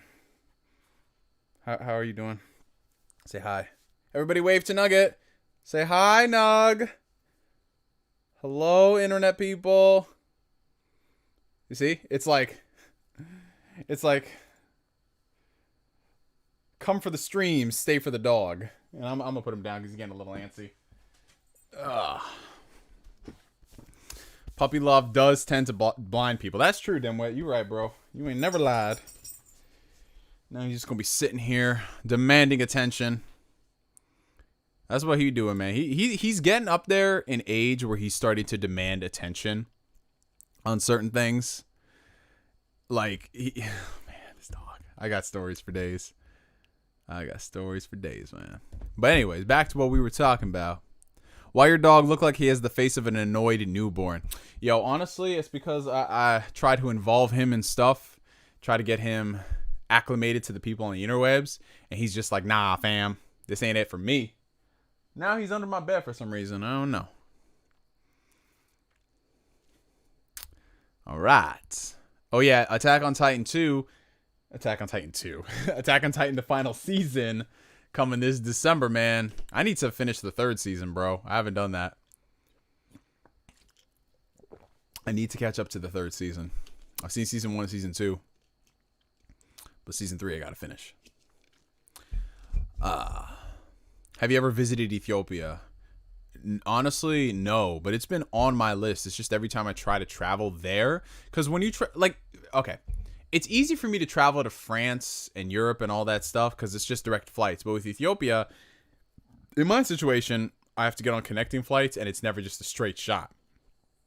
And when you work for an airline and you fly standby, direct flights always gonna be your best bet. You can do connecting flights, but it always runs the risk of, all right, it's either I'm going to have to get here really early, or I have to try to find a way to get here to there and fly here. Maybe they have it. No, I got to go over there. So it's a process. But I'm going to get out there, man. I need to get back to the motherland, bro. Oh, you see that, Nugget? They gave you so many compliments. They said you're cute. How about that Series X? Man? How about it? What are your thoughts on Nier Automata and the prequel Replicant coming out? Nier Automata was amazing, or as I call it, Nier Tomato Bisque. That's what it is. Amazing game. You can get multiple playthroughs out of it, and it's awesome. Like, Nier is that type of game that makes you think. And the more you think about it, the more you're like, whoa. And just Yoko Taro is insane. So I recommend everyone, if you haven't already, check out Nier Automata. It's available on Xbox Game Pass, so y'all have no freaking excuse. You think you could ever be a flight attendant? Honestly, yeah. A lot of people have said that, you should go work upstairs. By work upstairs, they mean actually work with work on the flights themselves. Because I don't work, at my job at the airport, I don't deal with people. So it's just mainly the outside operations. So I do that. But I always think about, maybe being a flight attendant, get paid more flexible schedule and all all that good stuff. But the problem is it's always hard to become a flight attendant because you got to do like multiple interviews, and they only hire like once or twice a year depending on the company. And especially right now, there's not a shortage of flight attendants. There's actually an overabundance. So job security wise, now is not the best time. How do you handle having feelings for an online content creator? Are you talking about you have like a crush on an online content creator? Well, if you have a crush on an online content creator and it's actually like you can actually get with that person in terms of you have feelings for them, you are both actively talking, not just tweeting back and forth. You're actively talking. If it can go somewhere, then by all means go for it. Me, myself, and I probably would not date a fellow content creator. I just wouldn't, unless they were in like two like totally separate fields of entertainment. Because I don't know, to me it's strangely kind of like the whole don't shit where you eat philosophy. You know what I'm saying? Like they say not to date coworkers. Not saying that content creators who talk about like let's say games or anime are coworkers, but it just feels so weird if you were to do that. And then if y'all break up, I feel like everybody will know it for like the rest of eternity, if that makes sense. That just to me, if I were to date a popular like streamer or whatever, and then we have a very publicized relationship, and then we break up, it's like, ugh, I gotta keep dealing with that even after the fact. But in my situation, if like, as most people know, I'm a very private individual. I don't really share too much of my personal life. I'm very selective about those certain things I want to talk about. Like relationship wise, my last relationship, I did post a couple of pictures and talk about stuff, but it was never the subject of the relationship I divulged. And that's how I think you should do it. You don't need to blast everything about your life on social media. You could talk about some of the good stuff, talk about some of the bad stuff, but you know, just for me, I don't like, I feel, because then I have to do a lot of explaining. If I tell you every single thing that happened in a relationship, then I have to explain to every single person after I break up. So it's like, oh, well, I might as well make a YouTube video and just send this to everybody if they want to know. But yeah, I dated coworkers after I quit the job. Oh yeah, after you quit the job fresh, hey, it's man, just line them up. Neo, please read this. The word masterpiece is overrated. Is it though? Are you going to get Hyrule Warriors? Honestly, Jasmine, I didn't get the first Hyrule Warriors. I didn't get the definitive edition version. So I might cop this new one because they're going to be doing something with the story. It's going to be a Breath of the Wild prequel. So I might cop this. Oh, take it easy, Freeze. Have a good one. Do you still buy Xbox games or do you just use Game Pass? I do buy a couple of Xbox games here and there if they're on sale. Like I bought a few backwards compatible 360 games. I bought a few Xbox One games that were on sale, like Assassin's Creed Odyssey. But, you know, for the most part, I just use Game Pass. What do you do for work? You could easily be a game critic. Well, when I'm not doing the YouTube stuff, I work in the airline industry, and I also have a side job where I work as a server and a bartender at a restaurant. So I keep myself busy. Oh, we got a $10 super chat from L Supersonic Q. I'd rather give you my money than Tinder. Haha, great to catch a stream, Neo. Oh, that's awesome, Supersonic. And I appreciate that, bro. Ever since I became single, like 2 months ago, I've been back into the world of dating apps, as y'all know, which is just terrible because I always get more luck out in the real than dealing with a dating app. I frankly hate dating apps, but I'm bored. So I boot up dating apps. I've been having more luck with Bumble, ironically, than Tinder. Tinder has just been trash for me.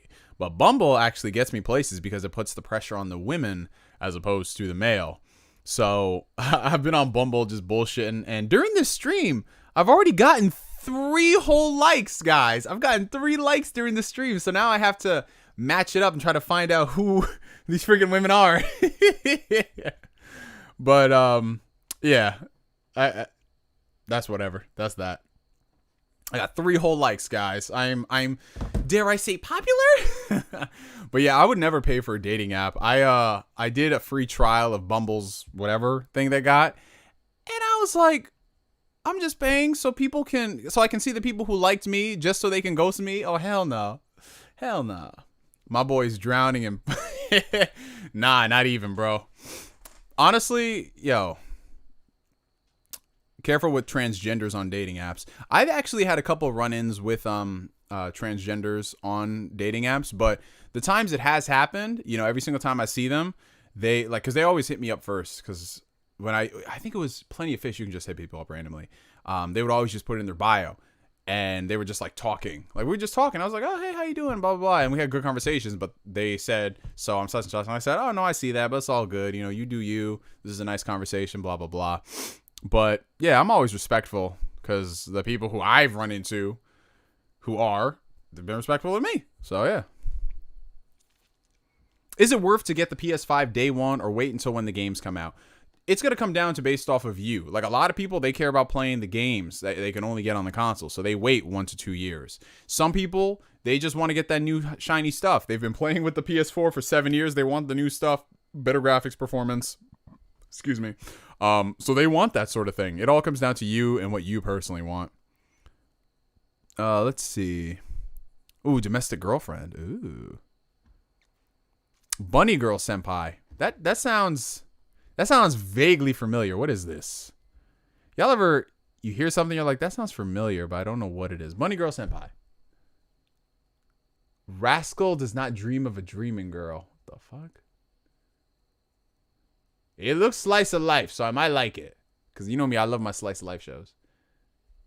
It's got good reviews.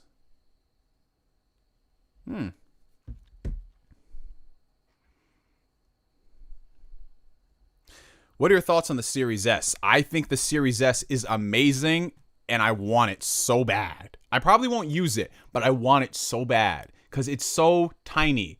And I have a fixation on like little tiny pieces of tech that are super duper powerful. And I would love just to have the Series S. Yo, you know what I'm going to do? I'm going to get a Series X, and I'm going to also get a Series S. And I'm going to leave it in another room. And if I ever go into that room and I want a game, I could just use it.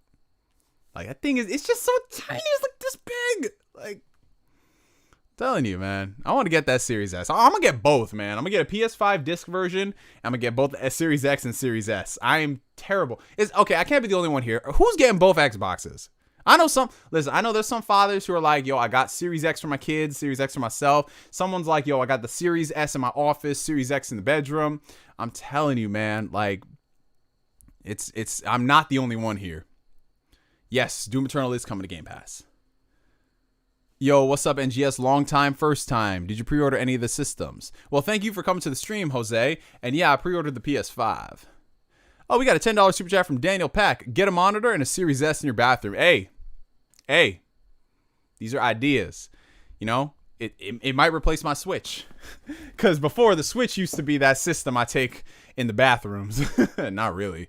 I actually have never done that before because I've never been in the bathroom long enough to warrant me taking my Switch there. Oh, I've seen Mysterious Girlfriend X before. That thing is kind of weird. Oh, shout out to the mods in the stream. Shout out to the homie Danix. Shout out to the homie Fostings. Shout out to y'all.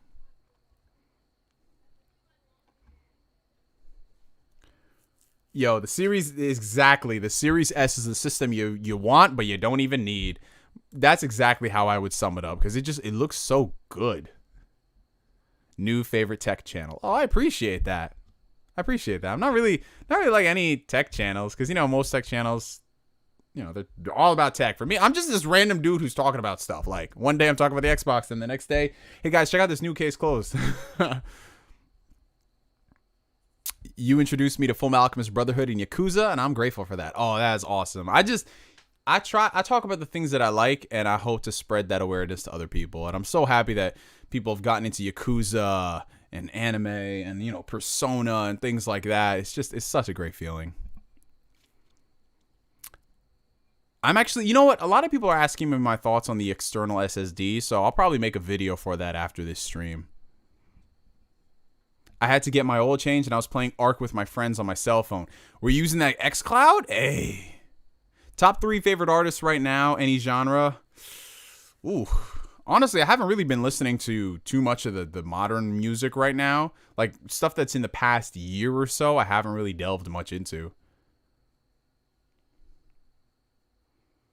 Do you think Microsoft's acquisition of studios is done with the intention to create quality games or to build a profitable customer base? Definitely the latter. Definitely the latter. They definitely want to grow that ecosystem, and they want to give long-term, lasting incentive to game on Xbox. Because if it was about creating quality games, they could have done that with any of their studios. But they went out there and they bought all these other bigger studios for the reason. They just want to get incentive, long-term lasting appeal.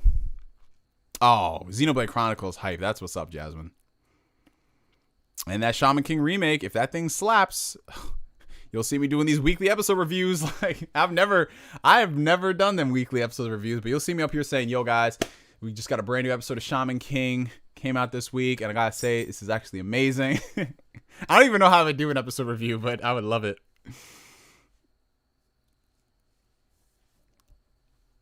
Hey, that's what's up, Highlander. That's so cool. That is so cool. I need to start bringing, you know what I want to buy? I want to buy that, well, maybe not the Razer Kishi, but you know how they have those little grips for your smartphones that you can play games with them? Like, you know, they have like the controller layouts or whatever right then and there. I want one of those because I've been using my DualShock 4, but I don't want to carry a dedicated controller around everywhere. But something like the Razer Kishi, which is just so small and low profile, you just put the phone there, you have it, you just throw it in a bag, you good. Like, I want to get one of those, but I don't want to pay like $80. PS5 digital versus disc, which one for the casual gamer? Is the digital enough? I would say digital is definitely aimed more towards the casuals. I feel like the people who buy the disc version are going to be those who like physical media or they want to watch their Blu-ray. So intrinsically, they are more hardcore by comparison. But $399 for a full next generation console, that being the PS5, is a great deal. And for a lot of people, they're just going to say, fuck physical. I'll just get that, save $100. I've read a good chunk of the Shaman King manga. Never finished it. And I saw, of course, the first anime. But I'm so excited for the new one. Because there's just so much justice to be done. The oil change took longer because the guys wanted to see the games. A couple are getting Xbox now because of it. That's great. And that's kind of like the Switch, Highlander. There were so many times where I went out in public and I was playing the Switch and people were looking at it and they're like, so you can play like games on there. Because even regular schmegular people know the difference between Candy Crush and then something like The Legend of Zelda Breath of the Wild. Even they know the difference. And they see that and they're just like, damn, that looked good. Happens all the time, man. Is a 4K Switch even possible? I definitely believe so. It might not, it's definitely not going to render 4K in the handheld. But I think if you dock it to the TV, it'll do like a temporal upscaling to 4K. But I think when you're playing in handheld, it's most likely going to be stable 1080p, maybe 1440p for some games. Doubt it, but I think it's going to be more stable than what we have right now. Because for me, if I'm being honest, 1080p on a smartphone for playing games is fine, especially for games that I know I'm not going to be playing a lot of out and about. But if they can get me 60 frames per second with that on a handheld, bro, like I would love that. I would definitely love to play my Switch handheld mode 1080p 60. That would be awesome. Xbox lowered the price of the Series S to match the Switch in Japan. Wow. That's competitive. That's what I like to see, Microsoft. And some people were saying that the Xbox sold out in Japan. How many units do they have? Because I gotta question that. Because under normal circumstances, I'd be surprised. But if they had like 6 units for the entire country and they all sold out, it's like, of course. Do you think 512 gigs will be enough? Well, it depends on the gamer, Martin. If you are a more hardcore gamer, I don't think it's going to be enough. But if you only play Warzone, the occasional 2K or Madden, I think you'll be all right with that because you can store a couple of games. You'll be fine. And if you want the extra storage, you can do that. Oh, so you're saying it might just be dock mode, Asbel? But wouldn't that kind of defeat the purpose of a Switch? I mean, the Switch Lite technically does defeat the purpose because you can't dock it, but you can still play like console games on the go. So it's still relevant. I don't know. Because at that point, Nintendo might just need to make a traditional home console then. Because they would have to redesign so much if it's going to be a proprietary game console and not a hybrid. Because there are some things they can't get away with if it's a proprietary console. Like, they'd have to overhaul everything. Like, everything. It'd literally have to be a new console. The new storage is going to be $220, Daniel. For, what, a terabyte, I think? Have you watched Bleach? Yeah, I've seen Bleach. It's, the beginning was really good. It starts to get really spooky midway. You get a lot of filler stuff. And then Kubo's writing is not the best. So there's a lot of, like, plot holes and pulling shit out of your ass and power scaling issues up the wazoo. It gets wild. But Bleach has got some great music and some good fights. Why are they so expensive? Because that's around the price of what most NVMe SSD storage would cost. So it is proprietary too. So it's proprietary, but not proprietary like the Sony memory cards. I'll say that much. Oh, snap. Clifton coming through with the $5 super chat. Neo, I got a 3090 at Micro Center today. It's a beast. Yo, you did? Congratulations, bro. Congratulations. Seriously. I know it's been a struggle to get those. NVMe SSDs are still expensive. Yeah, for me, I bought a terabyte. Is it a terabyte and a half or a full terabyte? I gotta check my settings. Hold on, friends. Let me see. I bought...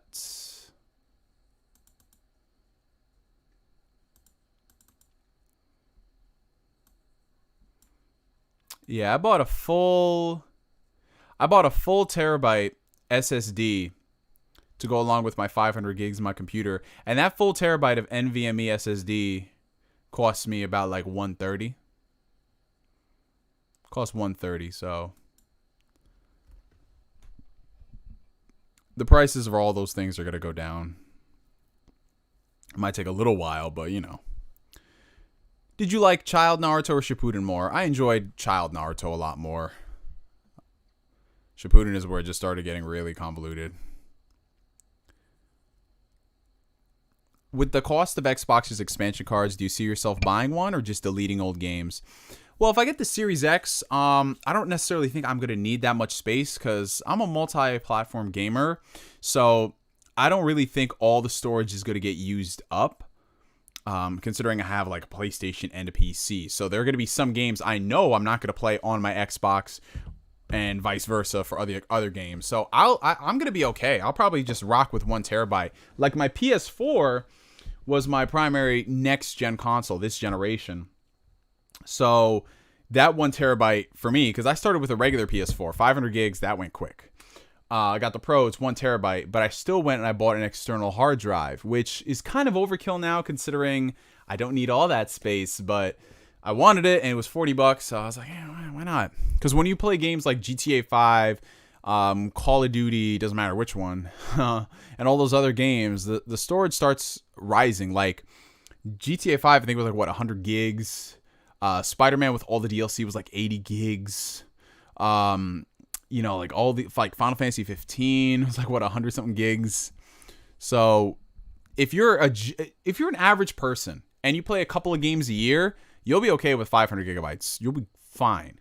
But if you're one of those who's all digital and you're consuming a lot of content, it's not going to be enough. I still know people who have launch PS4s who have never upgraded their storage. It's crazy, bro.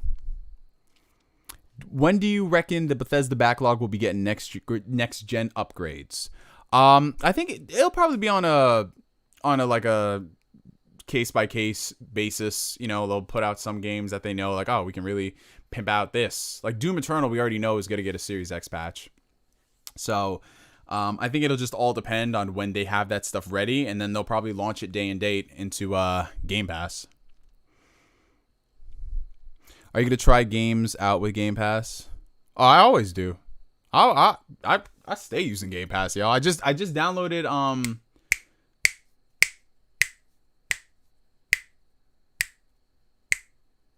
Night in the Woods. I downloaded that because I heard a lot of good things about it. Of course, I got the Destiny expansions and Tell Me Why and then Wasteland 3. Like, I download so much stuff from Game Pass every month.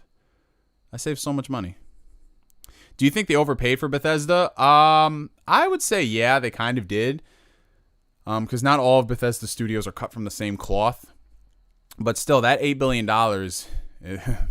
it's a big undertaking. Very big undertaking, but they got a lot of studios, man. Oh, take care, Benji. Tell me why. I'm only halfway through the first episode, Ben. But I did enjoy the first season of Life is Strange. Albeit I was kind of cringing, but they make good stories.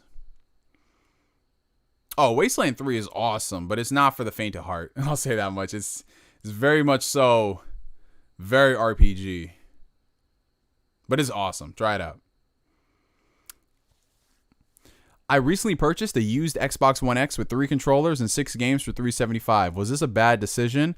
All I really want to play are current gen games on Game Pass and local co-op. I don't think that's a bad idea. You got a console, 3 controllers, and 6 games. Depending on what the game was, I'm not sure. But the One X is discontinued, so I'm not sure if you'll be able to get like, let's say if you wanted to sell it down the road, I'm not sure how much you'll get. But the One X is an amazing console. I love it. I'm not going to give it up. I know eventually I have to trade in it if I want to get the Series X. But I might just like buy the console out and just keep it. Because it's nice. Like, it's such a nice little quiet, quaint console. He's not doing anything. He's not hurting anybody. I love my One X. He just looks nice.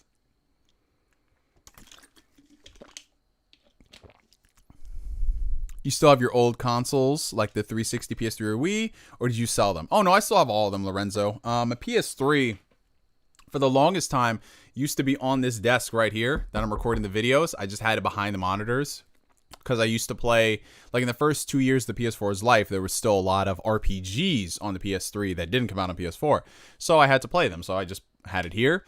360s in the closet because most of the games that I want to play are backwards compatible, so I leave it there. The Wii is somewhere in the attic. I haven't touched the Wii since I think since Skyward Sword, so it's been a really long time. But I keep all my consoles. I rarely, if ever, sell them. But depending on how much I can get for this PS4 Pro, I'm probably gonna sell this one and just get, because I got the PS5 already, $500.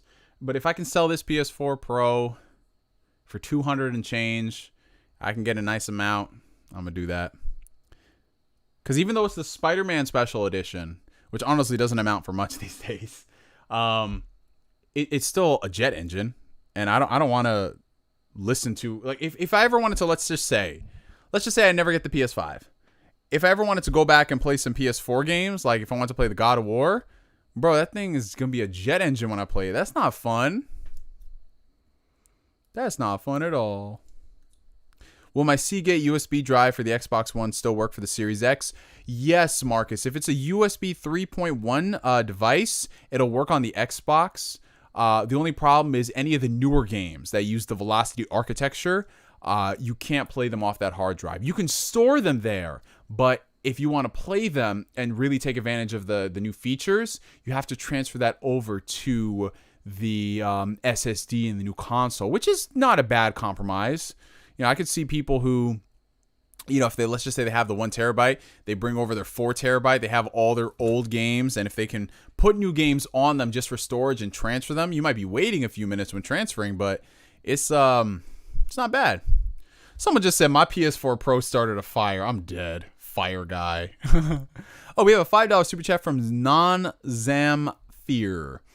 Definitely love your content, man. Can't wait to see your videos in the future. Use this small amount for yourself. Have fun and be safe. Thank you so much for that. Thank you for supporting the channel, watching the content, having fun.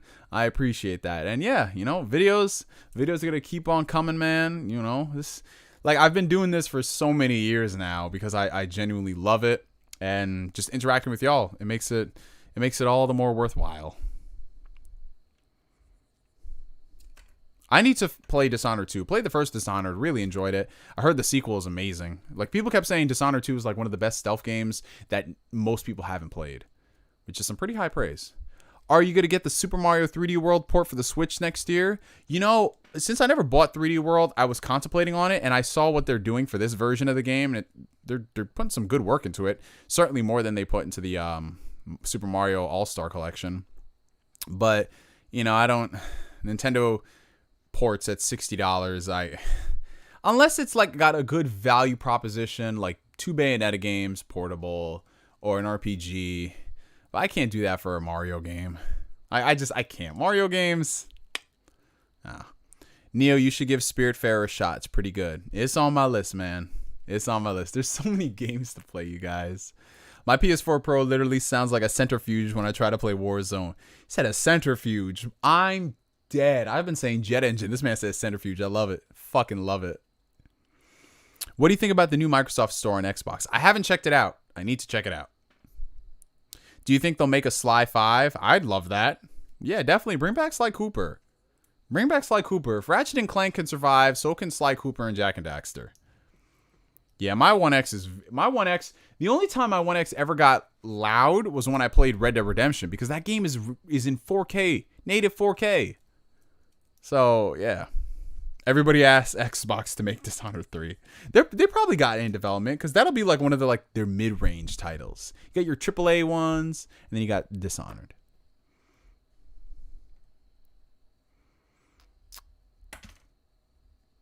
It doesn't make sense to spend millions and millions for Game Pass to... Wait, what? It doesn't make sense to spend millions and millions for Game Pass to not... I can't understand this. But I assume you're saying it doesn't make sense to spend all the money to acquire Bethesda and then put the games multi-plat on PlayStation. Oh, no, I get it. I was just being optimistic. Like, they can definitely share the love for some games. But realistically, I think they're going to make a lot of those exclusive. Let's see. Zoro Striker, what do you think of Trump not leaving the presidency even if he loses on election day? So I haven't done the full research on what is going on with Trump. All I saw is just a quick 15-second clip, so I definitely need the full context. I will admit to that. But if I had to say something, because with Trump, you rarely need the context for the clips. Every now and then you do, but it's like a 1 out of 10 time you need context, because what he says is what he says. It's just gonna be another battle to deal with Trump. That's all it is, man. I mean, what else these days can we say about Trump that we haven't already said by now? It's just people got to put their money where their mouth is and go and do what they say they're supposed to do. But the problem with politics, especially American politics, is that nobody ever wants to hold people accountable for shit. So it's literally just a case of, well, our guy is bad, but he's not as bad as this guy over here. He's terrible. Like, bro. Like, I'm not a Republican, I'm not a Democrat, but just what the Democrats have been doing the past couple of years. Y'all have 4 years of Donald Trump, and the best you could run is Joe Biden, who can't remember what he had for breakfast 2 minutes ago. And then you have a chick who, her track record, I don't even begin how you going to talk about you're for the people, you're for reform, yet you put people through in your own state. It's just literally a case of, well, we got to stop this guy. We got to stop this guy. Every single time. Y'all say the same thing. Every single time. And then look what happens. So for me, it's just a case of if Trump wins, I'm not going to be surprised. Because y'all literally ran the worst freaking candidates. And it's just like, yo, they line it up. The Democrats got everything set up to win. They got everything they could possibly ever want to run on. And they just still find a way to fumble the bag, man. It's like they're the freaking Cowboys. That's what it is. It's like they're the Cowboys. Shit, man.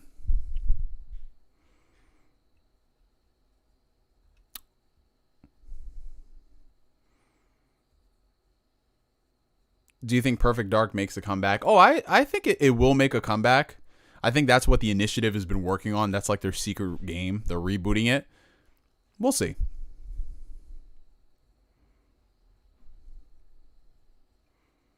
Almost like they're trying to lose. They probably are, man. There were so many other better candidates than Joe Biden, yet they ran Joe Biden. Like, oh, God. Did you like Shrek 2? Oh, yeah. Shrek 2 is one of the best sequels I've ever seen.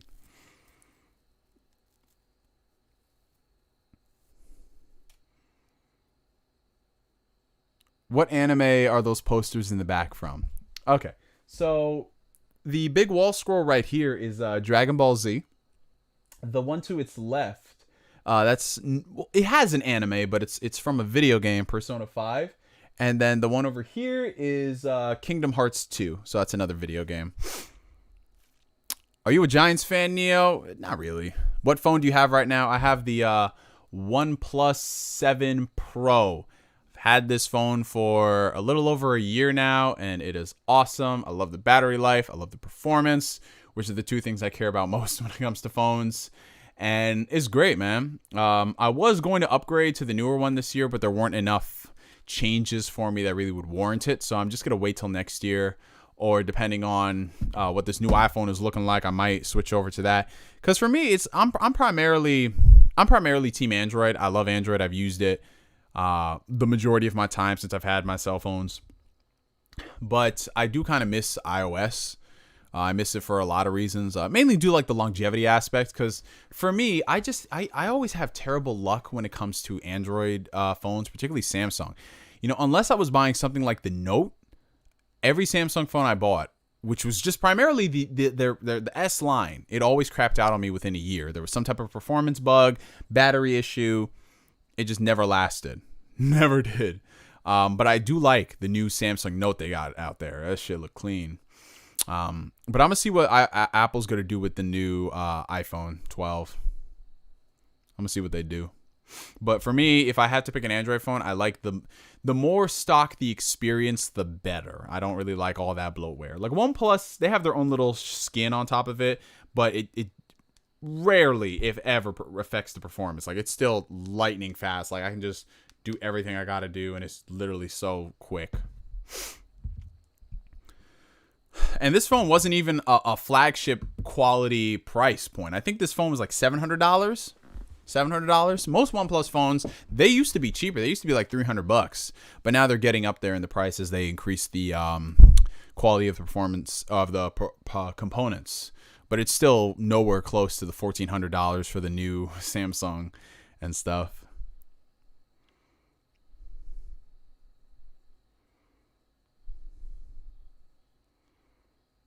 I've served in the Air Force for 40 years. You served in the Air Force for 40 years? Holy shit, man.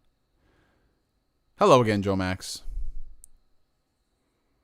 Yeah, that's what I don't understand. I mean, but that's just politics in general, Gomez. People like to blame Trump for every single thing that's happened ever, and that's the reason why everything is bad. It's like, no, dipshit. Like, some of the same shit was happening under Obama, happening under Bush, happening under Clinton, happening under the other Bush, happening under Reagan, happening under Carter. Like, people, they forget this. They forget this stuff, man. That's why so many young folk are apathetic to politics, because we're always about, yeah, we want this.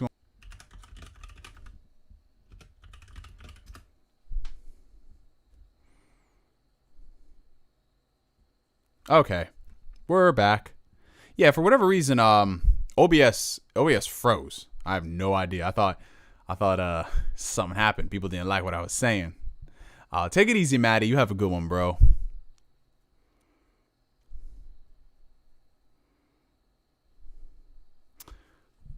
Did you buy a new chair? No, I haven't bought a new chair yet. I still have my old one, which is on its last legs. I need to buy a new chair, but I keep finding other things I want to spend my money on. Like, I just bought a new webcam for the streams. I got a 4K web camera, and it outputs at 60 frames per second. So this time for the next Ask Neo stream, y'all gonna see me at 60 frames per second with this webcam, 4K quality. If I do 4K, it's at 30. But we got a new one. I'm this close to pulling the trigger and getting a Sony A6400 for the videos. Oh man, tempting. Yeah, that's the thing, man. It's like people got to realize it doesn't matter who's president or who's in charge. The show must go on. You got to keep focusing on your day-to-day life. You got to focus on making your moves. You got to focus on making your dreams come true. I hear so many people say, like, I remember when Trump got elected, people were saying this is the end of everything, and I was like, you dumb motherfucker. If your chair breaks, will you sit on your bed? Yeah, I'm gonna do all the streams right here. I'm gonna zoom in the webcam. I'm gonna hold the mic like this. This is a heavy ass motherfucker. I thought the Blue Yeti was heavy, but nah, this Samsung mic, heavy. Did you play Child of Light? If so, what did you think of it? I actually really enjoyed Child of Light. I have it on the PS4 and the Switch. Very fun game. Ubisoft this generation has made a lot of interesting, like, smaller budget titles, and they've all been great. Like that one, Valiant: The Great War was pretty good. They did on some good stuff. Way better than their big budget games like Assassin's Creed and Watch Dogs. Oh, we got a $4.99 super chat from the homie Asbel. Have you heard Virgil's theme, Bury the Light, yet? It's really good. Absolutely, bro. You okay, Asbel, you got to go. I don't know if you were in the stream. You might have been. But the PS5 showcase last week, you got to look at my reaction to that. Like, that shit slapped, bro. All right, OBS is tripping, man. I have no good idea why it keeps spazzing, y'all. I'm sorry about that. I'm sorry. OBS is tripping. It's saying my connection, but my connection is stable. I just checked it. So I have no idea why it's No, it's good. We good. No, we back. We back. Hello. Guys, are you there? Hello. Am I alive? No, guys, no. Refresh it. Refresh it. Start talking about politics and the stream went goodbye. Yup. Oh, no. Refresh the stream. Hold on.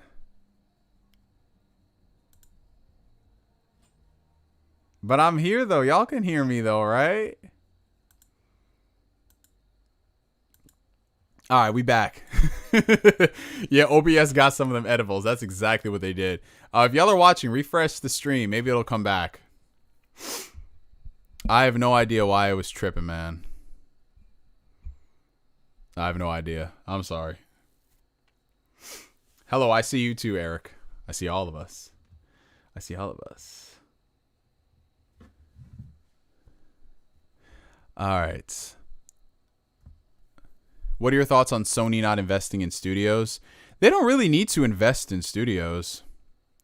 They don't need to. They just have to keep putting out the great games and people will come to them. That's it. And if they do invest, it'll probably be like smaller studios they can cultivate rather than like established big giant megaton conglomerates. Are you going on Podcast Unlocked again soon? I would love to. Ryan McCaffrey, great guy. He always says I'm welcome to come back whenever. And I had a lot of fun on there, but it all comes down to Ryan and what he has in place. Because remember, he is running a show. So, you know, he does this stuff in advance as far as like the guests are concerned. But he definitely says he wants me back on the show. So, yeah, I'll come back on the show. Like, I love guest starring on a lot of podcasts just to see how people do things differently. Like, I was on Podcast Unlocked. I was in the Iron Realm, the Lords of Gaming. I was on their show a few weeks ago. A lot of fun there. I've been on Weapon Wheel. I've been on Persona's podcast. He interviewed me. I've been on the Blue Rupees podcast with my boy Gore and Adrian. It's always fun. Trump heard, but I didn't say anything negative about him, though. That's the thing.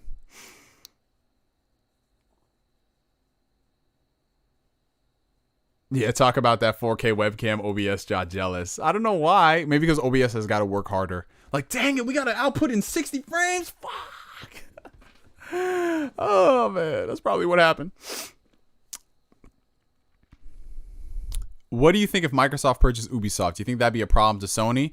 It would be, considering Ubisoft's one of the biggest publishers, and just look at their catalog of games. Like, that would definitely be a major... Bethesda not being on PlayStation is a major blow to Sony.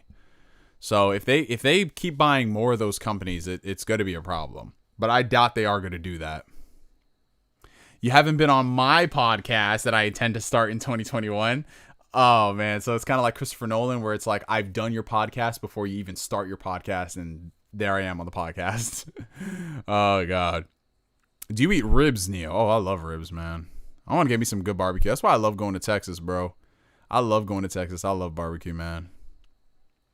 Do you know if EA Play games on Game Pass Ultimate will come with DLC, at least the old ones? That's a very good question. Game Pass, some games on Game Pass have DLC.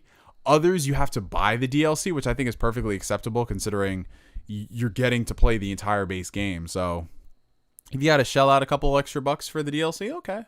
But I can't speak on that for EA. Have you been on someone's podcast and it was weird, awkward? It's never been like really weird or awkward because most of the people who have invited me onto their shows, they're very professional about how they do things. They've got everything set up. Everything goes according to plan.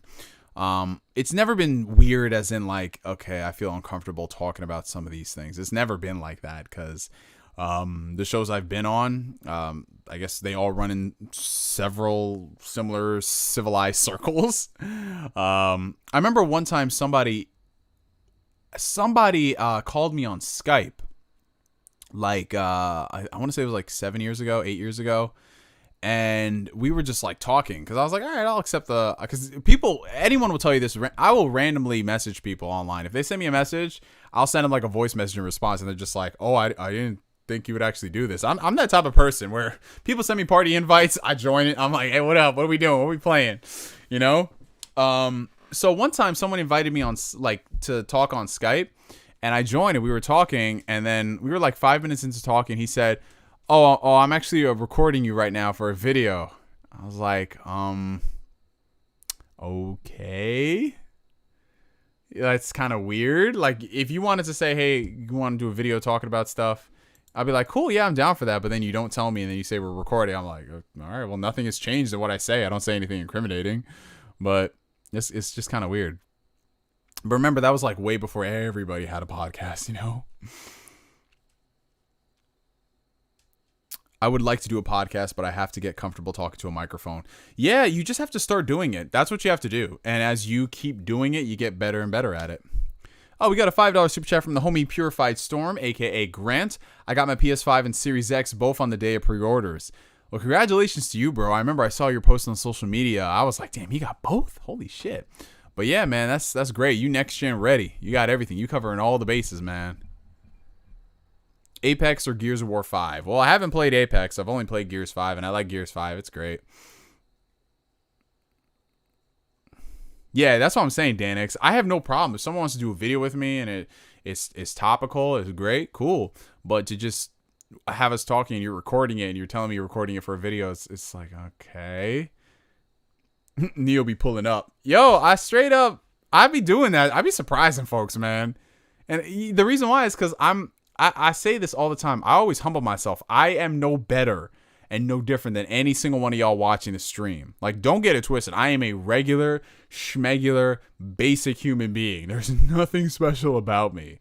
So I appreciate y'all are like, oh my God, like he just joined my party. I just like, yeah, well, let's join a party. Like I just said yesterday, I'm on Twitter, like, yo, anyone want to play Destiny 2? Here's my gamer tag. And people added me and they're like, yo, can we play tomorrow? I said, yeah, I'll be around. So like after this, if any of y'all are on Xbox and you want to play Destiny 2 with a total noob, hit me up. Like, I'm probably going to hop on. Oh, I'm going to make some food. But I'm going to hop on Destiny 2 later tonight and just do a couple of missions. Just continue. But yeah, my gamer tag is Phantom, spelled the standard way, Phantom Death 00. So Phantom Death 00. So y'all can add me on Xbox. We can play some games and be terrible together. Or y'all can be amazing and you could just carry and shepherd this little confused hobbit. Be like Lord of the Rings. Do you think Deathloop will eventually be on Xbox? Oh, absolutely. If it wasn't already going to be on Xbox, now it's definitely going to be on Xbox. Probably not for like 6 months to a year though.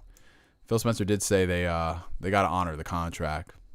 I don't know, man. You're better looking than most of us. Hey, this shit don't happen overnight, bruh.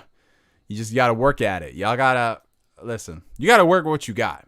That's what I always tell people. You got to work with what you got. You know, if you are a person who, you know, you want to wonder like how to elevate your game, you got to elevate your wardrobe. You got to dress nice. You got to look the part. You know, your facial hair. You know, if you're growing it out, make sure you take care of it, which is something I need to do since I'm growing out my hair. Elevate like your glasses game or wearing contacts or LASIK. You know, brush your teeth, the basic things. You know, like take the earwax out of your ear. Get your hair cut regularly.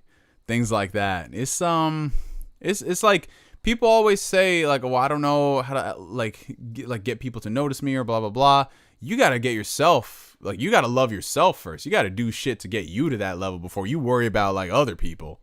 You know, And I stress this to people, it's not that hard. It really isn't. People, and that's why I hate like just the whole culture of, oh, well, you gotta follow these tricks and you'll be good. It's really not that hard to pull women. It's not that hard to get dates. Trust me. I was the most, I wouldn't say antisocial, but I had no game whatsoever. I was all about, just like trying to like get to know the person and form the relationship before I even think about asking for dates. Now I'm just like talking to a chick for 1 or 2 days. Hey, you want to hang out this weekend? Boom, there we go. Just keep it moving, man. My biggest fear is losing my hairline. Good thing I have bangs. Yeah, that's a big problem for most men. I mean, I already have the Ethiopian 5 head, as y'all can see. I got a big ass forehead. And with my hairline, I mean, it is what it is. You just got to rock it. Yep, haircuts are definitely a big one. I got to get my haircut. I was supposed to go today, but I didn't. But I got to, I'm good. I can make it through this weekend just fine. Make it through this weekend. But I like to go every 2 weeks. Oh, my gamer tag? Here, I'll post it right here. This is my gamer tag. It's the same thing on PlayStation too, so if y'all want to add me on PlayStation. But I don't really play too many games like online like that.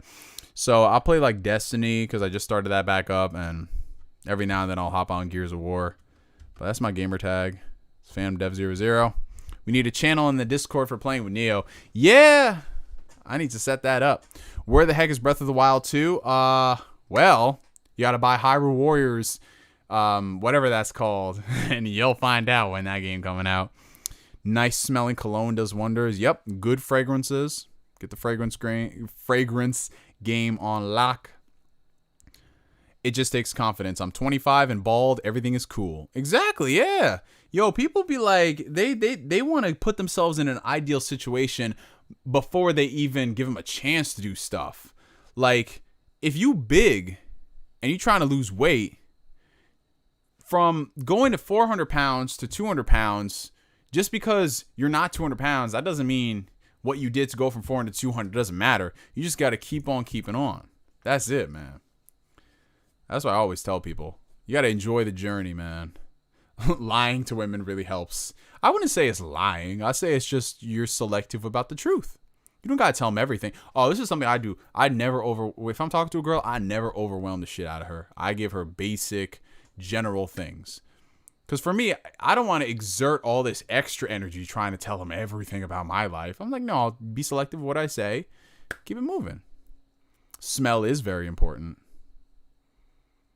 Oh, I don't know about you. I mean, hey, Rosie O'Donnell, like, listen, I ain't discriminating, bro. You do you. You do you, brother. I need to gain weight. I'm 5'8", 120. Oh, yeah, brother. We got to get you. We got to get those numbers up, bro. We got to get you to at least a clean 150. I think clean 150 would be nice. I'm 26. I've been gaining weight since the pandemic, trying to get fit again like when I played sports. You got this, man. You just got to take that first step, clean that diet up, get in the gym, you good. Dude, you're the best because you're hella real. I try, man. I mean, for me, I always say this. I need to get this on a shirt, but life is too short to be worrying about that bullshit, man. Like, people, I feel like a lot of people just overcomplicate things in life that is just so fucking simple. Like, the gym, working out, getting healthy, that shit is the simplest thing in the world. It's very easy. But you can't sell that to people. You need to have all these crazy, stupid tricks like, oh, here's the secret way to get your bicep peak, or, all this other nonsense. Burn 137,000% more fat doing this one simple trick. Like, man, get the fuck out of here. Put down the cupcakes. That's how you're going to lose weight. But in fitness, you have to always market a secret thing to be successful. Well, to be popular and successful. Man, fuck that. Do you think they're going to buy Sega? I don't think Microsoft's going to buy Sega. I think they are working on a partnership. I think that's more realistic. What are your chances Flight Simulator is day one on the Series X? My pilot costume is ready to go. I love it. I would be surprised because, I wouldn't be surprised because Gears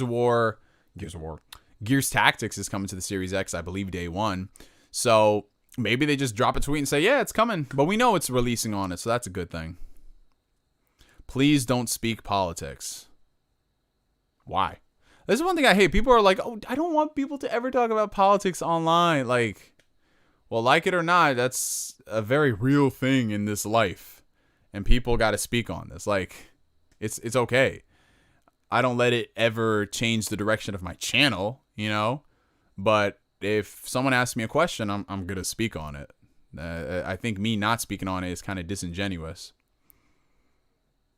Cause like it's like the same thing. Cause if I don't talk politics, people don't want me to speak on black people being shot or abuse of power, and I'm definitely gonna speak on that. Because people are like, oh, they like this video game stuff. Oh, they like hearing me talk about Xbox or Nintendo or PlayStation, but they forget I'm still a black man in America, and that shit ain't changing. All that gaming shit comes second.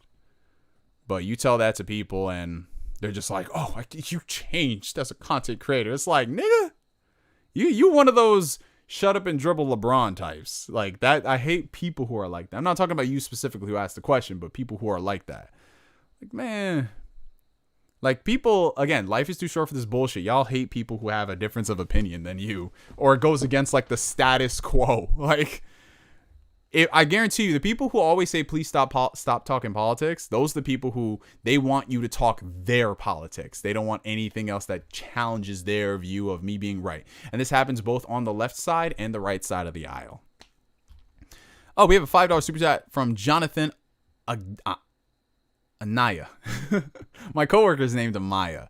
Here's some money for dropping that F-bomb. Haha. Oh, I appreciate you, brother. Thank you so much. Have you ever played Bully? Yes. It is one of the best Rockstar games, and I would love for them to do a remake. Remake, sequel, one of those, I'm down. Have you thought about having a child? Yeah, I definitely have. I do want kids. I really do. But like me, myself, and I just want to get more established in what I'm doing, get more steady. And then, of course, you got to find the right woman. And that's when I want to have a kid and then do that. But I definitely do want kids at some point. I think it's just another aspect of life. It's a beautiful blessing. And yeah. Where are you streaming from? I am streaming from New York. I don't live in the city. I live about half an hour outside the city. But yes, I live in New York. Y'all, I just got back from GameStop and the stock is super limited. Oh, I believe that, sis. It's going to be rough tomorrow, man. It's going to be rough tomorrow. So Godspeed to everybody who's trying to get a new console tomorrow. Oh, and for those who are curious, because I had some people ask for my Instagram. If y'all want to add me on IG, I'll post my Instagram down here.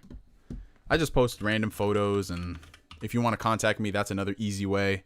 But there's my Instagram. If y'all want to see me post memes and gym PRs and all that. Fair warning, you are going to see me shirtless on my Instagram. Fair warning to some people. Because, I do like working out and posting my progress pics and all that. So it's just fair warning, because you got to warn the people who are just like, I didn't expect to see this. But let's see who's the first person to follow from the stream. What about consoles tomorrow? Yeah, so GameStop, I think Walmart, I'm not sure. But GameStop has got limited stock of the PlayStation 5. So whichever store you go to, I'd say call them advance, just see what you got to do. But it's definitely going to be showing up a few hours earlier. It's worth showing up a few hours in advance. Does anybody else really dislike the kids in Skyrim? Oh, those motherfuckers are annoying as hell, man. Do you skip leg day like me? I think I answered this already, but no, you gotta do legs. You gotta stay balanced. Are you gonna do anything special once you reach 100K? I have to start thinking about that because at first I was like, yeah, I ain't gonna hit 100K soon. Then I passed 50,000, now 60,000. I'm like, I gotta think about something. I'm definitely gonna do a big giveaway. If I had sponsors, I'd work with sponsors to give away something crazy. But you know what I would do? When I hit 100,000 subscribers, had the stock not been super limited, I would have wanted to give away a next generation console. I think that would have been amazing. But with the stock being as it is, it's just like, Neo, I thought you were family friendly on Instagram. Oh, I'm friendly to some families, Danix, not all. Let's see who's the first person to follow me on Instagram during this. Oh, we got a couple people. Hey, so shout out to Alex Herrera, 1346, E66, Disguy7. I wonder what happened to the other 6 Disguys. Square Pizza, nice. Krabby Jace. There we go. So appreciate all the follows, y'all. Appreciate y'all.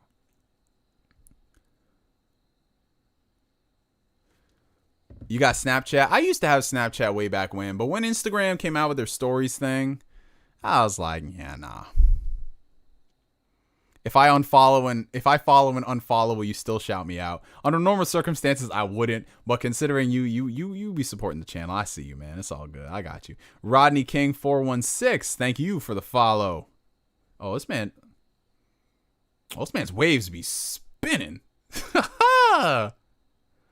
Man, I got seasick looking at this man's waves. And then shout out to True Tie 98. Thank you for the follow. All right. I have a son that just turned 24 and an 8-year-old daughter. Oh, that is awesome, Highlander. That is great. You have any grandkids yet? I assume not yet, but probably soon. What's YouTube pay for a video hitting 1 million views? Honestly, not as much as a lot of people would think. YouTube videos don't be making the money as much as they used to, y'all. I'm just going to let you in on that. Revenue from AdSense has gone down tremendously in years. And for a person who doesn't rely on YouTube for income, it's never bothered me. But I can see if you were doing this full-time, it's an issue. That's why I'm going to let you on some secrets. That's why a lot of YouTubers have shifted towards live streams and subscriptions, because that's reoccurring revenue as opposed to the AdSense. All right, we got a $5 super chat from SJR5991. What's more likely? Sony and Konami merging, allowing Sony those IPs and Konami's revenue stream from non-game stuff, or Atlas leaving Sega? Ooh, well, I don't know if Atlas can really leave Sega since Sega acquired them. So it'd have to be probably like a mutual decision. But if I had to say what's more realistic, I mean, Atlas is in a good spot right now. Their games are making money. Sega is enjoying that. They've got a lot of brand loyalty considering Atlas creates really good RPGs. So I would say there's more of a chance that there's a Sony-Konami partnership rather than a collaboration or Atlas leaving Sega. That's what I say is more realistic. Because if, let's just say, for example, Konami lets Sony use the Metal Gear or Silent Hill IP. Sony contracts that to a studio. They make the game. Sony gets their cut. Konami gets their cut. And yeah, I'd say that's a better option. Do you think you can pronounce my last name? I'm going to butcher this. I'm just letting you know. Jack Kanuski? I was going to say Kanaiski. I was going to say Kaniski. I don't know. Can you do a backflip? If I had like a trampoline, yeah, that's the only way. What if you couldn't have kids yet you wanted kids?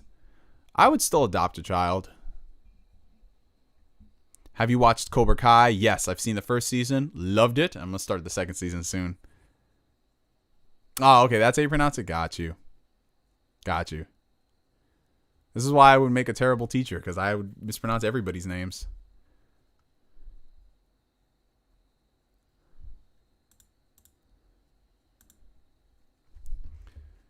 Yes, that is a DBZ wall scroll.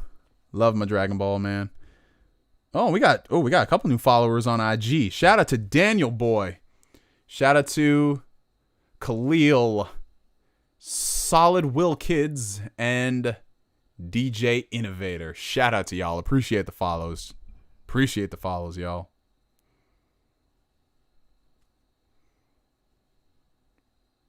Y'all some pretty cool cats. Oh, I need to start the second season of The Boys as well, y'all. I haven't done that yet. I've been sleeping.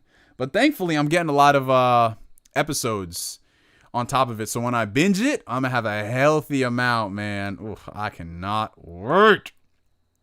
Oh, you got a DBZ shirt on right now? I feel it. Nice. I got a DBZ shirt. I bought it, I think, like a year or so ago at Target. It's like this nice salmon pink DBZ shirt. I need to wear it. Yeah, I saw the first season of Altered Carbon. I liked it. And the fact that it got canceled bothered me, but it wasn't like on my list of... It wasn't like a blow, like The Expanse getting canceled at first. That was more of a, like, to me. But I was still pissed off because I do enjoy sci-fi. I like a good sci-fi show. Oh, Goosebumps. Classic.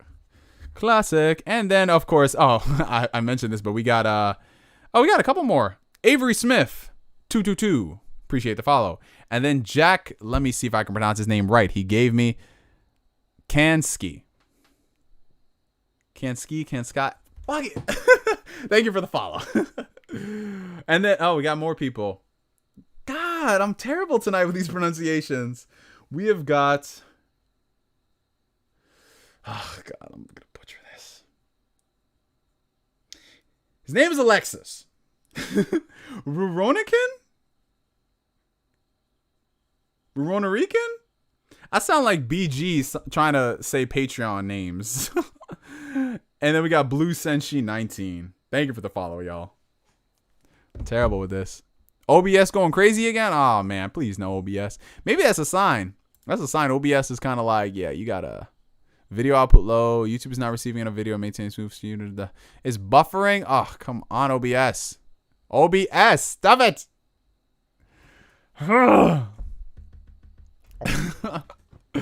Stream going crazy. No, don't crash. No.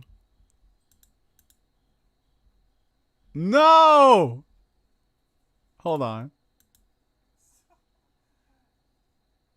Oh, God. It really is buffering. Please no. Okay, can y'all hear me? Y'all can hear me just fine? Somebody say something. I'm falling. Dude, you're ripped. What the hell are you doing during quarantine? Lifting Series X's? Actually, in this case, it'd probably be lifting PlayStation 5s because that thing is ginormous. But yeah, I try. I like working out. It's fun. Guys, am I still okay? Hold on.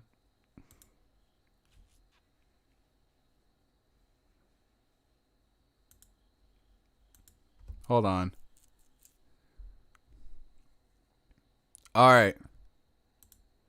I'm back. Can y'all see me? Can y'all hear me? Is it dying? Bro, what is going on with OBS? All right. So is everything working now? All right. Okay. Something is going on. I hear but don't see.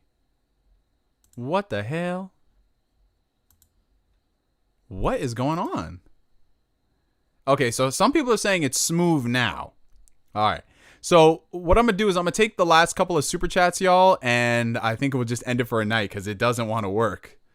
I'm so sorry, guys. But we have one last super chat, $5 Canadian from Josh Davis. Why do you think that Sony originally didn't say Miles Morales and Horizon Forbidden West didn't work on the PS4? If I had to speculate why they did that, I would say probably because they didn't want to take any steam out of the next-gen momentum.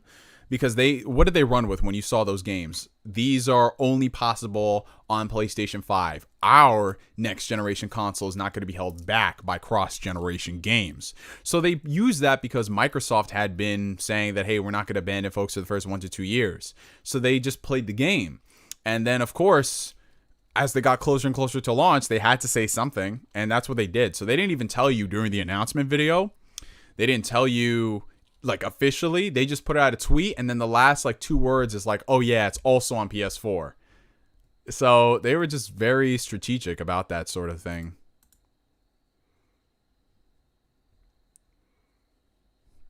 But yeah, so I believe that was the last super chat. So we are all caught up for tonight, y'all. Wow, it's been 3 hours. Holy shit, I had no idea. That's insane. But guys, thank you so much. Like, as always, it is a privilege, an honor, a pleasure to be in y'all's company, y'all's presence, and just another fantastic live stream. Like, 3 hours have never gone by quicker than they have tonight. Thank you guys so much for coming to the stream. Thank you guys so much for the support via Super Chats, in addition to the new members of the YouTube family. Like I said, all the links you're going to need are going to be down below in the video description. And I'm going to plug the podcast one more time because I'm going to be uploading a new episode there within the next couple of days. So y'all can check that out. It'll be on more services as time progresses. But yeah, thank you guys so much for coming through, for donating, and above all else, thank you guys so much for being you, because it's just like y'all put me up on this pedestal. But it's really y'all. Like, y'all are the reason why I do this stuff. Like, I love making these videos for me, their satisfaction, but just being able to, first off, fucking know y'all. That's the best part about it. We have a lot of fun. And yeah, until the next stream, whenever that may be, for me to for now, my name is NGS signing out. And like always, I will catch you guys later. Peace out, y'all. See you soon. Why? I'm trying to press the hotkey button. It's not working. And I was really excited about that outro, y'all. I was building this up. It's like, great. But it's like, nope, it doesn't want to work. Until it does. And then it doesn't. Until it does. And then it doesn't. Until it does. And then it does.